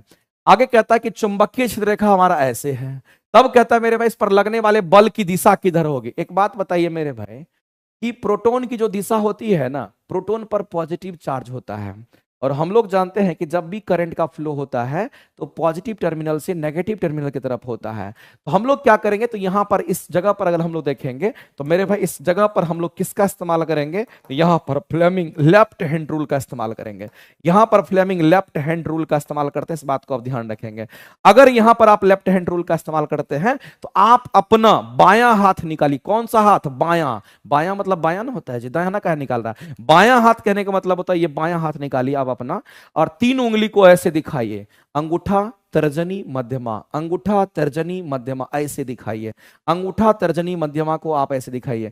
अगर अंगूठा तर्जनी मध्यमा के बारे में आप समझ गए तो कहानी सिंपल हो गया, अब कोई दिक्कत नहीं है मेरे भाई। अंगूठा मतलब ये ऊपर वाला, ये अंगूठा है, और ये क्या है तो कहेंगे तर्जनी है, ये क्या है तो कहेंगे हमारा मध्यमा। 3 उंगली, और तीनों 90 डिग्री एक दूसरे पर होता है। ये एक दूसरे पर 90 डिग्री, ये एक दूसरे पर 90 डिग्री, ये एक दूसरे पर 90 डिग्री, तीनों एक दूसरे पर लंबवत होता है। तो जो अंगूठा होता है मेरे भाई, इसकी बात अगर हम करते हैं, ये जो अंगूठा हमारा होता है ये हमारा किसको बताता है? कहेंगे हमारा फोर्स के डायरेक्शन को बताता है। ये चुंबकीय क्षेत्र की दिशा को बताता है, और ये जो होता है मेरे भाई यहां पर करंट के डायरेक्शन को हमारा बताता है। एक बात बताइए मेरे भाई, आपके सामने में ये चीज दिया हुआ है ना, आप इसको एनालाइज करने की कोशिश कीजिए, आपको पता चल जाएगा। अंगूठा जो हमारा होता है वो हमारा करंट की दिशा को प्रूव करेगा। ये किसको करेगा मेरे भाई? तो ये करंट के डायरेक्शन में हम इसको लेके जाएंगे। तो करंट का डायरेक्शन हमारा कैसा, तो कहेंगे कुछ इस तरीके से हम लोग दिखाएंगे। एक्चुअली में ये करंट का डायरेक्शन हमारा कुछ इस तरीके से हमारा होगा, देखना गौर से जो कह रहे हैं। ऐसे आप करिए मेरे भाई, अंगूठा तर्जनी मध्यमा, अंगूठा तर्जनी मध्यमा। मेरे भाई ये मध्यमा जो होता है ये करंट की दिशा को बताता है, इसको बोलते हैं मध्यमा। ये हमारा कौन सा उंगली है, याद रखेंगे, ये मध्यमा का उंगली है। इसको हम कहेंगे अंगूठा तर्जनी की बात करते हैं, ये हमारा तर्जनी होता है। अंगूठा हो गया, तर्जनी हो गया, मध्यमा हो गया, इसको हम लोग अंगूठा कहते हैं। और याद रखना मेरे भाई, अंगूठा जो हमारा ये ऊपर की तरफ होता है, फोर्स के डायरेक्शन में होता है। आप ऐसे कीजिए जैसे हम किए हुए हैं, ये वाला उंगली मेरे बोर्ड की तरफ है, ऐसे कीजिए तो आपको पता चल जाएगा, पूरा फील आ जाएगा। मेरे भाई अंगूठा जो होता है ये फोर्स के डायरेक्शन को बता रहा है। ये किसको बता रहा है? फोर्स के डायरेक्शन बता रहा है। नहीं, ऐसे भी नहीं होगा, ऐसे होगा, ऐसे हमारा होगा। अगर हम कहेंगे अंगूठा तर्जनी और मध्यमा की अगर बात करेंगे तो मध्यमा, तब तो हमारा ये करंट के डायरेक्शन हमारा ये हो जाएंगे। नहीं, लेकिन इसमें एनालाइज करना पड़ेगा, सॉरी इसमें एनालाइज करना पड़ेगा। एक बात बताइए मेरे भाई, ऐसे आपको अगर करना होगा तो आपको किस तरीके से करना है? यहाँ पर क्योंकि इसमें करंट के डायरेक्शन में हमारा प्रोटॉन होगा, इधर इसके डायरेक्शन में हमारा करंट हो जाना चाहिए। अगर उसके डायरेक्शन में करंट होगा, अगर इसके डायरेक्शन में करंट होगा तो हमारा कैसा होगा मेरे भाई? ऐसा होगा। नहीं, ऐसा होगा क्या? उल्टा पुल्टा कैसे हो गया जी? अगर इसको हम लोग देखेंगे तो ये चुंबकीय क्षेत्र हमारा ये तो ठीक है, ये करंट का डायरेक्शन हमारा होता है, और ये हमारा फोर्स का डायरेक्शन हमारा ऊपर की तरफ हो रहा है। लेकिन ऐसा तो है नहीं, यहां पर आपको कुछ इस तरीके से करना पड़ेगा। तब ऐसा करना पड़ेगा, तो ऐसा करते हैं एक बार देख ले करके मेरे भाई। अगर ऐसा करते हैं तो ये हमारा कैसा होगा, तो कहेंगे यहाँ पर, फिर भी यहाँ पर हमारा सीधा नहीं बैठ रहा है। करंट में तो ऐसा होना चाहिए था, करंट का डायरेक्शन हमारा ये अगर उंगली देता है, ये करंट का डायरेक्शन होगा, तो ये हमारा किसका डायरेक्शन, हम कहेंगे चुंबकीय क्षेत्र की दिशा हमारा इधर हो जाएगी। एक्चुअली में ये 3D फिगर हमारा है। ये कैसा फिगर है? 3D फिगर हमारा है, और हम लोगों को इसी हाथ को देखना था। 1 मिनट मेरे भाई, इसको कैसे बनाएंगे जिससे हमारा क्या आंसर आ जाना चाहिए। प्रोटॉन की गति की दिशा में हम लोग को बल की दिशा पूछा गया है ना, कि बल की दिशा किधर होगी? प्रोटॉन की गति की दिशा में, कागज के तल के बाहर, कागज के तल के अंदर होगा, क्या होगा? हम लोग लेफ्ट हैंड रूल को ही इस्तेमाल करेंगे। ये लेफ्ट हैंड रूल हमारा है। इसमें कहेंगे सर अंगूठा हो गया, तर्जनी हो गया, हमारा मध्यमा हो गया, जो कि ऐसा हमारा है। एक्चुअली में ये ऐसा नहीं है, ये ऐसा होता है, इस बात को ध्यान रखना। तीनों लंबवत हमारा होता है। तो चुंबकीय क्षेत्र को तो हम ऐसे ही रख रहे हैं,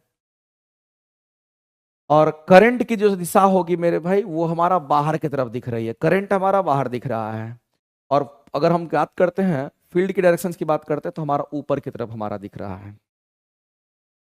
मेरे भाई लोचा हमारा इतना ही है, इस बात को समझिएगा। अंगूठा हमारा अगर फोर्स है, और अगर ये हमारा करंट है, तो दोनों को रिवर्स कर दीजिए, दोनों को रिवर्स कर दीजिए, दोनों को रिवर्स कीजिए। अगर इस अंगूठा को अंदर की तरफ भेजेंगे, अगर इस अंगूठा को हम किधर भेजेंगे मेरे भाई? अंदर अंदर की तरफ भेजेंगे, तो जाहिर सी बात है कि करंट के डायरेक्शन तब तो हमारे बदल जाएंगे। अगर इसको देखना होगा तो कैसे देखेंगे बताइए? इसमें चुंबकीय क्षेत्र की दिशा, करंट की दिशा ऐसी अगर हो रही है, चुंबकीय क्षेत्र की दिशा हमारे पलट जाएंगे। यानी कहने का मतलब है, ये तो पूरा पूरा मेरे भाई ये आपका ऐसा कुछ हो जाएगा। तब तो ये भी नहीं बैठ रहा है, लेकिन इसी पर हमारा होना है। 1 मिनट मेरे भाई, इसको कैसे सॉल्व करेंगे, थोड़ा सा 1 मिनट थोड़ा के लिए हम लोग देखते हैं। चुंबकीय क्षेत्र की दिशा तो हमारा ये है, सही है। इसको हम लोग चुंबकीय क्षेत्र की दिशा में रख रहे हैं, ये दिशा सही है। करंट के डायरेक्शंस मैच नहीं कर रहे हैं। करंट की डायरेक्शन मेरे भाई इसके बारे में अपवार्ड मानते हैं, करंट की डायरेक्शन को हम लोग अपवार्ड मानते हैं।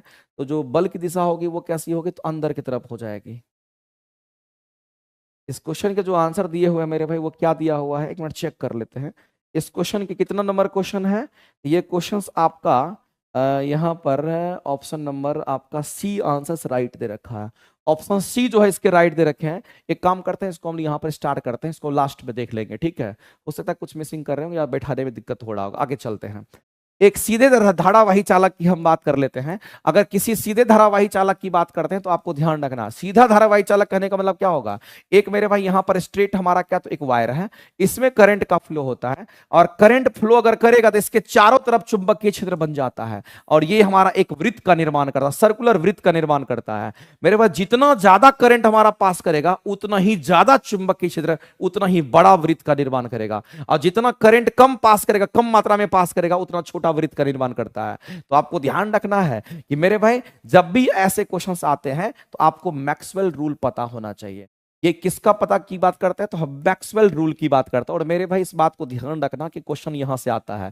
मैक्सवेल रूल से क्या करते हैं? तो चुंबकीय क्षेत्र की दिशा प्राप्त करते हैं।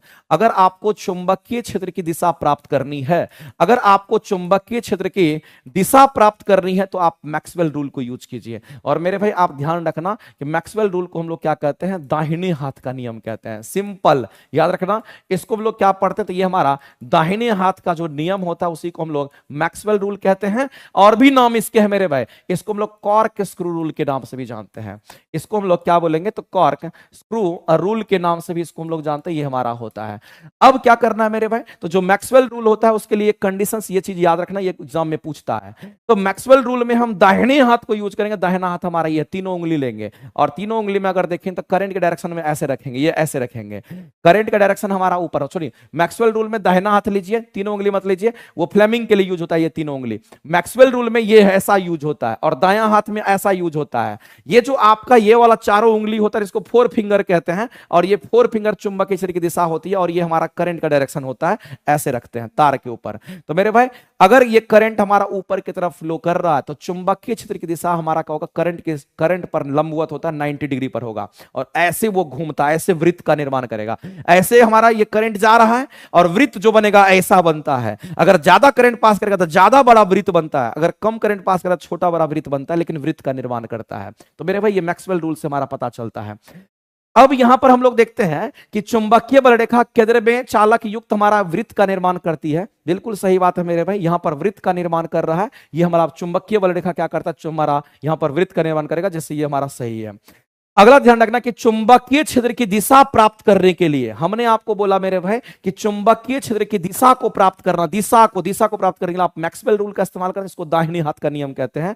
तो चुंबकीय क्षेत्र की दिशा प्राप्त करने के लिए हम दाहिने हाथ के अंगूठे का नियम इस्तेमाल करते हैं और यहां पर दाहिने हाथ का नियम इस्तेमाल करते हैं, जो कि मैक्सवेल रूल है। ये स्टेटमेंट सही है, ये स्टेटमेंट भी सही है।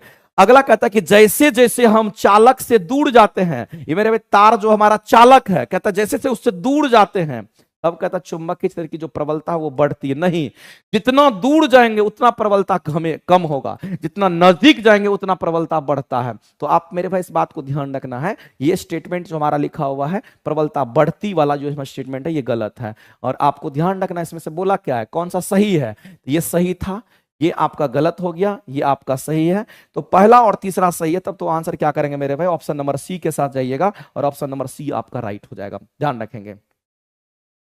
अनुवांशिक रोग कौन सा इसमें से नहीं है, तो थैलीसीमिया तो अनुवांशिक रोग होता है मेरे भाई, और वर्णांता कलर ब्लाइंडनेस भी होता है। इसमें प्राइमरी कलर विजिबल नहीं होता, कौन सेल एब्सेंट होता है। और हीमोफीलिया की बात करें, इसमें ब्लड क्लॉट करता ही नहीं है, ब्लीडिंग होता ही रह जाता है। तो मेरे भाई ये सब हमारा क्या तो कहेंगे, ये सभी के अगर बात करते हैं, ये सभी के सभी हमारे कैसे तो अनुवांशिक डिजीज है। तो मेरे भाई ये भी है, ये भी है, ये भी है, इसका मतलब इसमें से कोई नहीं हमारा आंसर होगा, क्योंकि सभी के सभी इसमें अनुवांशिक डिजीज है। तो इस क्वेश्चन का आंसर करेंगे मेरे भाई ऑप्शन नंबर ई के साथ जाएंगे, और ऑप्शन नंबर ई जो होगा हमारा यहाँ पर क्या हो जाएगा, क्योंकि यहाँ पर राइट हो जाएगा। ऑप्शन नंबर ई जो होगा हमारा क्या होगा, कि यहाँ पर हमारा राइट हो जाएगा। बाद बाकी और सब हमारा यहाँ पर कहेंगे ये तीनों के तीनों हमारे क्या है, तो अनुवांशिक डिजीज होता है। और भी होता है, जैसे सिकल सिनेमिया की बात करते हैं, वो भी हमारा क्या है, अनुवांशिक। सिकल सिनेमिया जो होता है वो भी हमारा अनुवांशिक डिजीज होता है, इस बात को आप ध्यान रखना। फिनाइल कीटोनुरिया जो होता है, जिसमें जो बच्चे पैदा होते हैं वो मंद बुद्धि के होते हैं, वो फिनाइल कीटोनुरिया भी हमारा यहाँ पर क्या होता है, अनुवांशिक डिजीज होता है।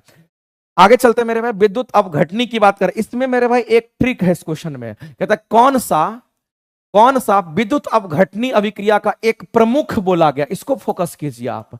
क्या बोला गया मेरे भाई, तो एक प्रमुख बोला गया, इसको फोकस करना है। यहां पर अभिक्रिया का एक प्रमुख उदाहरण आपसे पूछा गया है। मेरे भाई एक बात बताइए कि जब हम लोग विद्युत अवघटनी की बात करते हैं, जब हम इलेक्ट्रोलिसिस की बात करते हैं, तो इस इलेक्ट्रोलिसिस में हम लोग क्या करते हैं, तो हम पानी लेते हैं और पानी में क्या मिलाते हैं, तो पानी में नमक मिलाते हैं। और जब पानी में नमक मिलाइएगा तो यही चीज हमारा क्या बन जाता है, NaOH का निर्माण करता है, और कुछ हाइड्रोजन गैस बाहर निकलेगा और कुछ क्लोरीन गैस भी बाहर निकलता है। इसको बैलेंस करना होगा, 2 को क्लोरीन है तो 2 से मल्टीप्लाई करना पड़ेगा, 2 को सोडियम बनाने के लिए यहाँ 2 से मल्टीप्लाई करना पड़ेगा।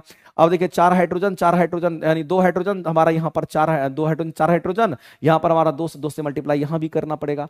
यानी कहने का मतलब है जब आप पानी में नमक मिलाते हैं तो नमक टूटता है और पानी का हमारा H2O टूटता है। मेरे भाई विद्युत अवघटनी में जब आप इसको देखेंगे तो H2O टूटेगा, H+ में टूटेगा और OH- में टूटेगा, और NaCl भी टूटता है। ये हमारा किस में टूटेगा, तो कहेंगे Na+ में टूटेगा, और साथ ही साथ ये Cl- में टूटता है। तो मेरे भाई ये आयंस में टूटते हैं, और जब आयंस में टूटते हैं तो उस सॉल्यूशन के अंदर उसी आयन से कारण क्या होता है, विद्युत धारा प्रवाहित होती है। तो मेरे भाई अगर सबसे अधिक अगर देखने को मिलेगा तो पानी तो होना ही चाहिए, पानी तो होना ही चाहिए मेरे भाई। और याद रखना, पानी में अगर आप नमक मिलाते हैं तो उसको हम लोग ब्राइन सॉल्यूशन कहते हैं। ये जो दोनों घोल होता है, पर नमक और पानी, आप ये पानी है, आई पानी में नमक मिला दीजिए, उसको ब्राइन सॉल्यूशन कहते हैं। उसको क्या बोलते हैं, ब्राइन सॉल्यूशन। कई बार क्वेश्चन पूछा गया, इसलिए आप ध्यान रखेंगे। तो ब्राइन सॉल्यूशन से ही हमारा यहाँ पर कास्टिक सोडा का निर्माण होता है, इस बात को आप ध्यान रखेंगे। तो मेरे भाई ये तो सब में हमारा रहेगा, इसलिए हम इसको फोकस करेंगे। और एक का ही एग्जांपल पूछा था, एक प्रमुख रीजन पूछा था, तब तो यही आंसर करेंगे। ये तो मेरे भाई हमारा फोटो केमिकल के लिए हमारा इस्तेमाल होता है, जहां पर फोटोग्राफी होगा उसके लिए इस्तेमाल होता है। ये भी हमारा नहीं होगा, आंसर करेंगे ऑप्शन नंबर सी करेक्ट हो जाएगा। आगे चलते हैं। अगला क्वेश्चन मेरे भाई कहता है कि भूपेश कुछ वर्ष तक फसल की विफलता का सामना पड़ा। अब मेरे भाई भूपेश क्या करता था, खेती करता था। जब भूपेश खेती करता था तो उनको विफलता साथ लगती थी, यानी कि फसल अच्छी नहीं होती थी। क्यों नहीं अच्छी होती थी, जब उसने मिट्टी का पीएच लेवल चेक कराया तो देखा कि जो मिट्टी का पीएच मान है मेरे भाई, वो लगभग हमारा 11.6 हो गया है। यानी कि पीएच मान 11.6 कहने का मतलब वो तो हमारा क्षारीय हो गया है, इसलिए हमारा मिट्टी उपजाऊ नहीं है। तब मेरे भाई वो क्या करता है, तो अपनी कृषि क्षेत्र में मिट्टी के उपचार के लिए क्या करेगा, तब वो क्या करता है, मिट्टी के उपचार के लिए निम्न में से किस यौगिक का इस्तेमाल वो कर सकता है। एक बात बताइए मेरे भाई, अगर बहुत क्षार हो गया, पीएच मान 11 से ज्यादा हो गया, इसका मतलब वो क्षारीय हो गया, तब तो अम्लीय चीज को मिलाना पड़ेगा, जो एसिडिक होगा उसको मिलाएंगे। तो मेरे भाई उसको क्या करना था, क्या वो जिंक हाइड्रोक्साइड्स को यूज करेगा? नहीं, जो जिंक हाइड्रोक्साइड्स होता है मेरे भाई, इसका पीएच मान अपने ही 8 होता है। इसका पीएच मान कितना होता है, इसका पीएच मान जो होता है ये हमारा 8.8 होता है। अगर हम इसकी बात करते हैं तो इसका जो पीएच मान हमारा होता है ये हमारा 12.5 होता है। इसके पीएच मान की अगर बात करते हैं मेरे भाई, तो इसका जो पीएच मान होता है ये आपका 5.6 के आसपास होता है। तो जाहिर सी बात है, अगर कोई 11.6 हो गया तो पीएच मान को कम करने के लिए तो क्षारीय चीज को मेरे भाई एसिडिक ही उसको पीएच मान को कम कर सकता है। तो ना तो हम ये मिलाएंगे तो और ज्यादा हो जाएगा, ये मिलाएंगे तो और ज्यादा हो जाएगा, तो ये दोनों तो हम नहीं मिला सकते हैं। तो हम किसको मिलाएंगे, तो इसको मिलाएंगे, जिसका पीएच मान कम है वो हमारा वीक एसिड होगा। तो हम कहेंगे क्षार को काटेगा और कहेंगे उस परिस्थिति में उसको न्यूट्रल करेगा और हमारी खेती तब होने लगेगी।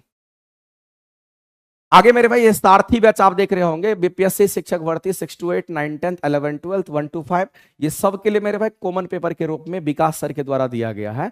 ये इंसान आपको इतने बेहतरीन तरीके से ये क्लासेस आपको करा देंगे। सबसे इंपॉर्टेंट बात है मेरे भाई कि कंसाइज मटेरियल, अच्छे कंटेंट आपको ये देंगे। और इनकी क्लासेस में आपको देखिएगा भारतीय राष्ट्रीय आंदोलन, करंट अफेयर्स, इंडियन ज्योग्राफी की क्लासेस ये आपको प्रोवाइड करेंगे। और सबसे बड़ी बात है कि कॉमन पेपर की अच्छी तैयारी आपको करा देंगे। लेकिन ये पेपर कहाँ मिलेगा, ये कहाँ मिलेगा, तो प्लेटफॉर्म बाय नवीन कुमार सिंह एप्लीकेशन पर मिलेगा। इनकी क्लासेस आपको बहुत अच्छी लगेगी। आप जाकर के प्लेटफॉर्म बाय नवीन कुमार सिंह एप्लीकेशन पर देखेंगे तो ये क्लासेस आपको मिल जाएगा सारथी बैच के नाम से। ये कॉमन पेपर के लिए हमारा अवेलेबल है। 40 नंबर का जो कॉमन पेपर होगा उसमें ये आपको काफी हेल्प करेगा, ठीक है। तो मेरे भाई इस बैच से जुड़ करके अपनी सफलता को सुनिश्चित कर सकते हैं। आगे चलते हैं। अगला कहता है कि व्यक्ति का जो लिंग निर्धारण करता है, मेरे भाई लिंग निर्धारण तो मेल करता है, फीमेल तो करती नहीं है, क्योंकि मेल में क्या होता है, एक्स और वाई क्रोमोजोम होता है। तो जो वाई क्रोमोजोम होता है वही डिसाइड करता है बेटा, और एक्स क्रोमोजोम डिसाइड करता है क्या, तो कहेंगे यहाँ पर बेटी की बात करते हैं। तो मेरे भाई लिंग निर्धारण की जब बात करेंगे तो वो कौन करता है, तो कहेंगे मेल करता है। और मेल अगर करेगा तो हम कहेंगे शुक्राणु में जो मौजूद गुणसूत्र होता है हम उसकी बात करते हैं। टोटल हम जानते हैं मेरे भाई कि हमारे शरीर में 46 क्रोमोजोम होता है।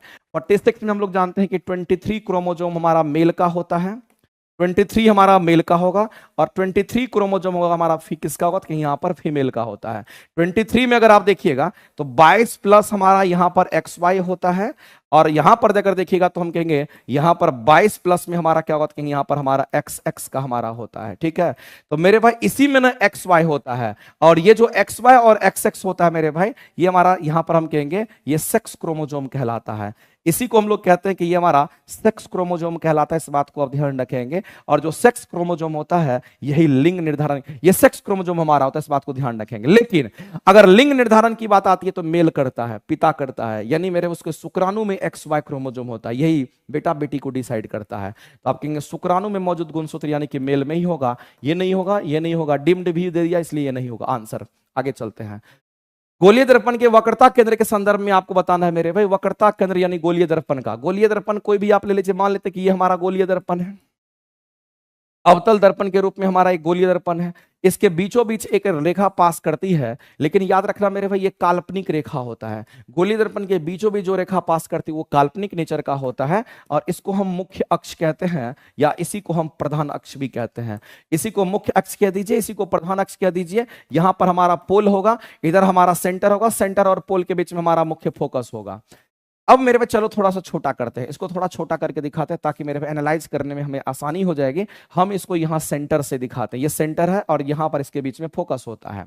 लेकिन एक बात याद रखना, ये जो मुख्य अक्ष होता है ये बीचों बीच पास करता है, और अगर ये बीचों बीच पास करेगा तो याद रखना ये मुख्य अक्ष हमारा इस दर्पण के साथ वहां पर 90 डिग्री कोण बनाता है। इस जगह की हम बात करते हैं मेरे भाई, इस जगह पर कितना डिग्री कोण बनाता है, 90 डिग्री कोण बनाता है। और इसीलिए हम कहते हैं कि मुख्य अक्ष हमारा अगर बीचों बीच पास करता है तो ये मुख्य अक्ष हमारा अविलंब की तरह भी कार्य करता है, अविलंब की तरह भी कार्य करता है। अब यहां पर हम लोग पहुंचते हैं, कहता है कोई गोलीय दर्पण के वक्रता केंद्र से गुजरने वाली प्रकाश किरण। मेरे भाई मैंने आपको बता ही रखा है कि गोलीय दर्पण के वक्रता केंद्र से गुजरने वाली प्रकाश की किरण दर्पण पर लंबवत होती है, याद रखना। और जिस रास्ते से वो जाएगी उसी रास्ते में वो रिटर्न आ जाएगी। अगर 90 डिग्री पर अगर कोई प्रकाश किरण आपतित होती है, हमेशा याद रखना मेरे भाई, वह जिस रास्ते से आई है उसी रास्ते में रिटर्न आती है। तो वक्रता केंद्र से पास करने वाली जितनी भी किरणें होंगे सभी दर्पण पर टकराएगी और दर्पण पर 90 डिग्री कोण बनाती है, और जिस रास्ते से जाएगी बेचारा उसी रास्ते में रिटर्न आ जाता है। तो यहां पर कहता है कि गोलीय दर्पण के वक्रता केंद्र से गुजरने वाली प्रकाश किरण विपरीत दिशा में अपने पथ का पुनः अनुरेखण करती है, यानी कि जिस पाथ से वो गई उसी पाथ में वापस आती है। ये स्टेटमेंट हमारा राइट है। आगे कहता है कि गोलीय दर्पण के वक्रता केंद्र पर निर्मित प्रतिबिंब वस्तु के समान आकार का होता है। मेरे भाई एक बात आप ध्यान रखना है कि अगर हम इसको क्या कह देते हैं, अगर ये हमारा अवतल दर्पण है, अगर ये हमारा कैसा दर्पण है, अवतल दर्पण है। यहां गोलीय दर्पण तो नहीं लिखना चाहिए था, यहां मेरे भाई अवतल दर्पण बोलता तो ज्यादा सही रहता। यहां पर गोलीय दर्पण को आप मत मानिए, यहां पर आप अवतल दर्पण कह लीजिए और तब जाकर के सही होगा, क्योंकि गोलीय दर्पण में अवतल उत्तल दोनों आता है।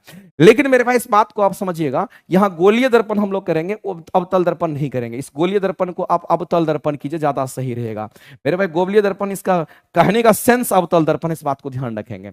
अगर हम गोलीय दर्पण को अवतल दर्पण अगर मान लेते हैं तो आप इस बात को समझिएगा कि अवतल दर्पण ही एक ऐसा हमारा दर्पण होता है जो छोटा, बड़ा और समान आकार का तीनों इमेज बनाता है।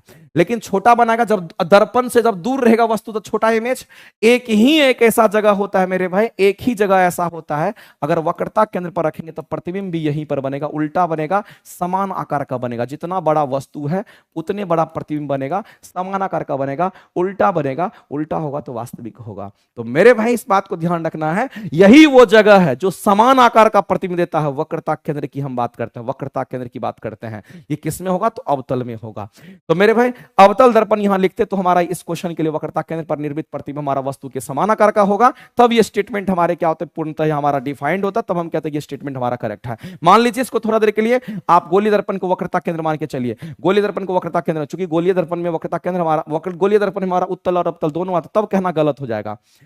दूसरी बात, अगर मेरे भाई यहां पर हम अवतल दर्पण की बात कर रहे हैं, उसके वक्रता केंद्र पर निर्मित प्रतिबिंब हमारा वास्तविक होगा तो उल्टा होगा, अगर उल्टा है तो वास्तविक होवे करेगा। इसमें सोचना क्या मेरे भाई, ये स्टेटमेंट तब हमारा राइट हो जाएगा। यानी कहने का मतलब है ये स्टेटमेंट, ये स्टेटमेंट, ये स्टेटमेंट, तीनों स्टेटमेंट हमारा तभी सभी है जब हम इसको गोलीय दर्पण को अवतल दर्पण, गोलीय दर्पण को अवतल दर्पण, और यहां भी गोलीय दर्पण को हम क्या मान रहे हैं तो अवतल दर्पण मान रहे हैं। तो मेरे भाई इस बात को आप ध्यान रखना है, यहां पर इन तीनों स्टेटमेंट को हम तभी सही कह रहे हैं जब हम इसको अवतल दर्पण मान करके क्वेश्चन को सॉल्व कर रहे हैं। आगे चलते हैं, अगला कहता है कि निम्नलिखित में से कौन सा हमारे आमाशय को प्रभावित करता है। मेरे माइग्रेन जो होता है हमारे ब्रेन से रिलेटेड होता है, लाइट से, लाइट की वजह से हमारा माइग्रेन होता है, सर में दर्द होता है। ये तो ब्रेन की बातें हैं, आमाशय की बात नहीं है, हमारे स्टमक की बात कर रहा है। अस्थमा तो नहीं होगा क्योंकि ये फेफड़ा में अस्थमा होता है। मेरे पास अस्थमा, दम्मा जो होता है वो फेफड़ा से सांस लेने में परेशानी होती है, तो ये फेफड़ा की बात है। ये कॉलिक होगा, और कॉलिक क्या होता है मेरे भाई आपको पता रखना है, कॉलिक जो होता है इसको सूल कहते हैं। और देखिए गर्मी के दिन में मेरे पास सूल होता है, जैसे पेट वगैरह खराब हो जाता है, उसी को कहते हैं, ये आमाशय की बीमारी होती है। एक्चुअली बीमारी नहीं है, ये अपने आप ठीक भी हो जाता है, इसको सूल कहते हैं। तो इस तरीके से हम लोग कहेंगे ये हमारा हो गया। एक मेरे भाई जो क्वेश्चन हमारा इसमें रह गया है, वो क्वेश्चन कौन सा रह गया था, ये वाला क्वेश्चन हमारा रह गया है। इसको एक बार हम एनालाइज करते हैं कि कहीं कोई गलती तो नहीं है, उसके हिसाब से इसके आंसर्स हम आपको कराएंगे। बाद बाकी मेरे भाई आप लोग सभी लोग सेशन में काफी एंजॉय किए, और इस क्वेश्चन को एक बार देख लेते हैं। कल आते के साथ आप याद दिला दीजिएगा, इस क्वेश्चन का एक्सप्लेनेशन हम आपको बेहतर तरीके से दे देंगे। लेकिन हम सभी लोगों से कहना चाहेंगे मेरे भाई, दिल से मेहनत कीजिए, सफलता आपके पास है, बस आप उसको पहचान लीजिए। सफलता देखिए आपके पास रहती है, आप पहचान नहीं पाते हैं, इसलिए नहीं पहचान पाते हैं कि आप मेहनत नहीं करते हैं। आप मेहनत कर लीजिएगा तो आपको लगने लगेगा कि हम सफल हो जाएंगे, वो कॉन्फिडेंस होना चाहिए। और मुझे लगता है कि जो लोग दिन रात मेहनत कर रहे हैं, आप दिन रात मेहनत कर रहे हैं, आप सक्सेस नहीं कीजिएगा तो कौन करेगा। आप सही कंटेंट पढ़ रहे हैं, सही जगह पढ़ रहे हैं, सही टीचर से पढ़ रहे हैं, सही गाइडलाइन में मेहनत कीजिएगा, सफलता कौन रोक लेगा। बस और बस आपके तरफ से कोई कमी नहीं होना। दिन रात टेस्ट दीजिए, दिन रात क्वेश्चन बनाइए, पढ़े हुए हैं तो थ्योरी पढ़ने की जरूरत नहीं है, नहीं पढ़े हुए तो थ्योरी जरूर पढ़ लीजिए, कोई कमी नहीं रहना चाहिए। क्योंकि TRE 4 major vacancy, mass level में वैकेंसी रहेगी, और हम चाहेंगे कि जितना ज्यादा ज्यादा बच्चा सेलेक्ट होगा उतना ही मुझे फायदा होगा। इसीलिए मेरे भाई आप सभी लोग जान लगा दीजिए, हम अगर इतना मेहनत करते हैं तो आपको भी मेहनत करना, इस बार किसी भी सूरत में सफल आपको हो। ठीक है, थैंक यू वेरी मच, मिलते हैं हम लोग फिर अगले दिन यानी कल फिर कितने बजे जुड़ना है? कल हम लोग को रात में 10 बजे। गुड नाइट मेरे भाई, थैंक यू वेरी मच। आप सभी लोग एंजॉय कीजिए, मस्त रहिए, आराम से फिर हम लोग कल से करते हैं। चलिए, बहुत बहुत धन्यवाद है मेरे भाई। अच्छा, मुरली सागर जी उस पर बनाएंगे, थोड़ा सा इधर थोड़ा बिजी है, थोड़ा बिजी शेड्यूल हो जाता है इसलिए नहीं बना पाए, लेकिन उस पर भी बना देंगे, ठीक है। और किसी का कुछ कहना तो कह लीजिए, और किसी का कुछ कहना है तो कह लीजिए।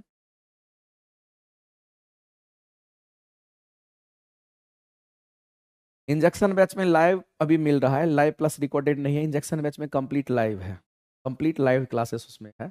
अखंड ज्योति में लाइव प्लस रिकॉर्डेड आपको मिल, उस अखंड ज्योति बैच की भी classes 6 to 8 9 10th 11 12 sorry 6 to 8 9 10th और 6 to 8 9 10th कंबाइंड करके भी वो बैच है आपके। नियुक्ति बैच तो आपको करना ही था, नियुक्ति बैच जितने लोग नहीं कर रहे हैं नियुक्ति बैच जरूर कीजिएगा, बहुत मजा, ठीक है। बिल्कुल बेड़ा पार हो जाएगा, बेड़ा पार करने में 70% भागीदारी आप ही का होगा, 30% हम देंगे। जितना हम कर रहे हैं 30%, 70% आपको करना पड़ेगा, आप सोच लीजिए कैसे कर। हाँ, बायो का जो मेन मेन चैप्टर है ना, तो लास्ट मोमेंट में हम करा देंगे, इसलिए उसके लिए टेंशन नहीं लेना, जो चल रहा है उसको अच्छे तरीके से तब तक कीजिए, ठीक है। चलिए, बहुत बहुत धन्यवाद मेरे भाई, आप सभी लोग लगातार मेहनत करते हैं, thank you very much. Sir क्या बैच लेने पीजीटी जूलॉजी के तेरे? पीजीटी जूलॉजी के लिए आप क्या कीजिए, 11th 12th जूलॉजी बॉटनी के लिए आप क्या कीजिए, नियुक्ति बैच जरूर कर लीजिए, ठीक है, बहुत बेनिफिट आप। बाद बाकी अगर थ्योरी की क्लासेस के लिए कोई बैच आता तो हम रिकमेंड कर देंगे। चलिए, आज के लिए इतना ही, thank you very much, good night, bye.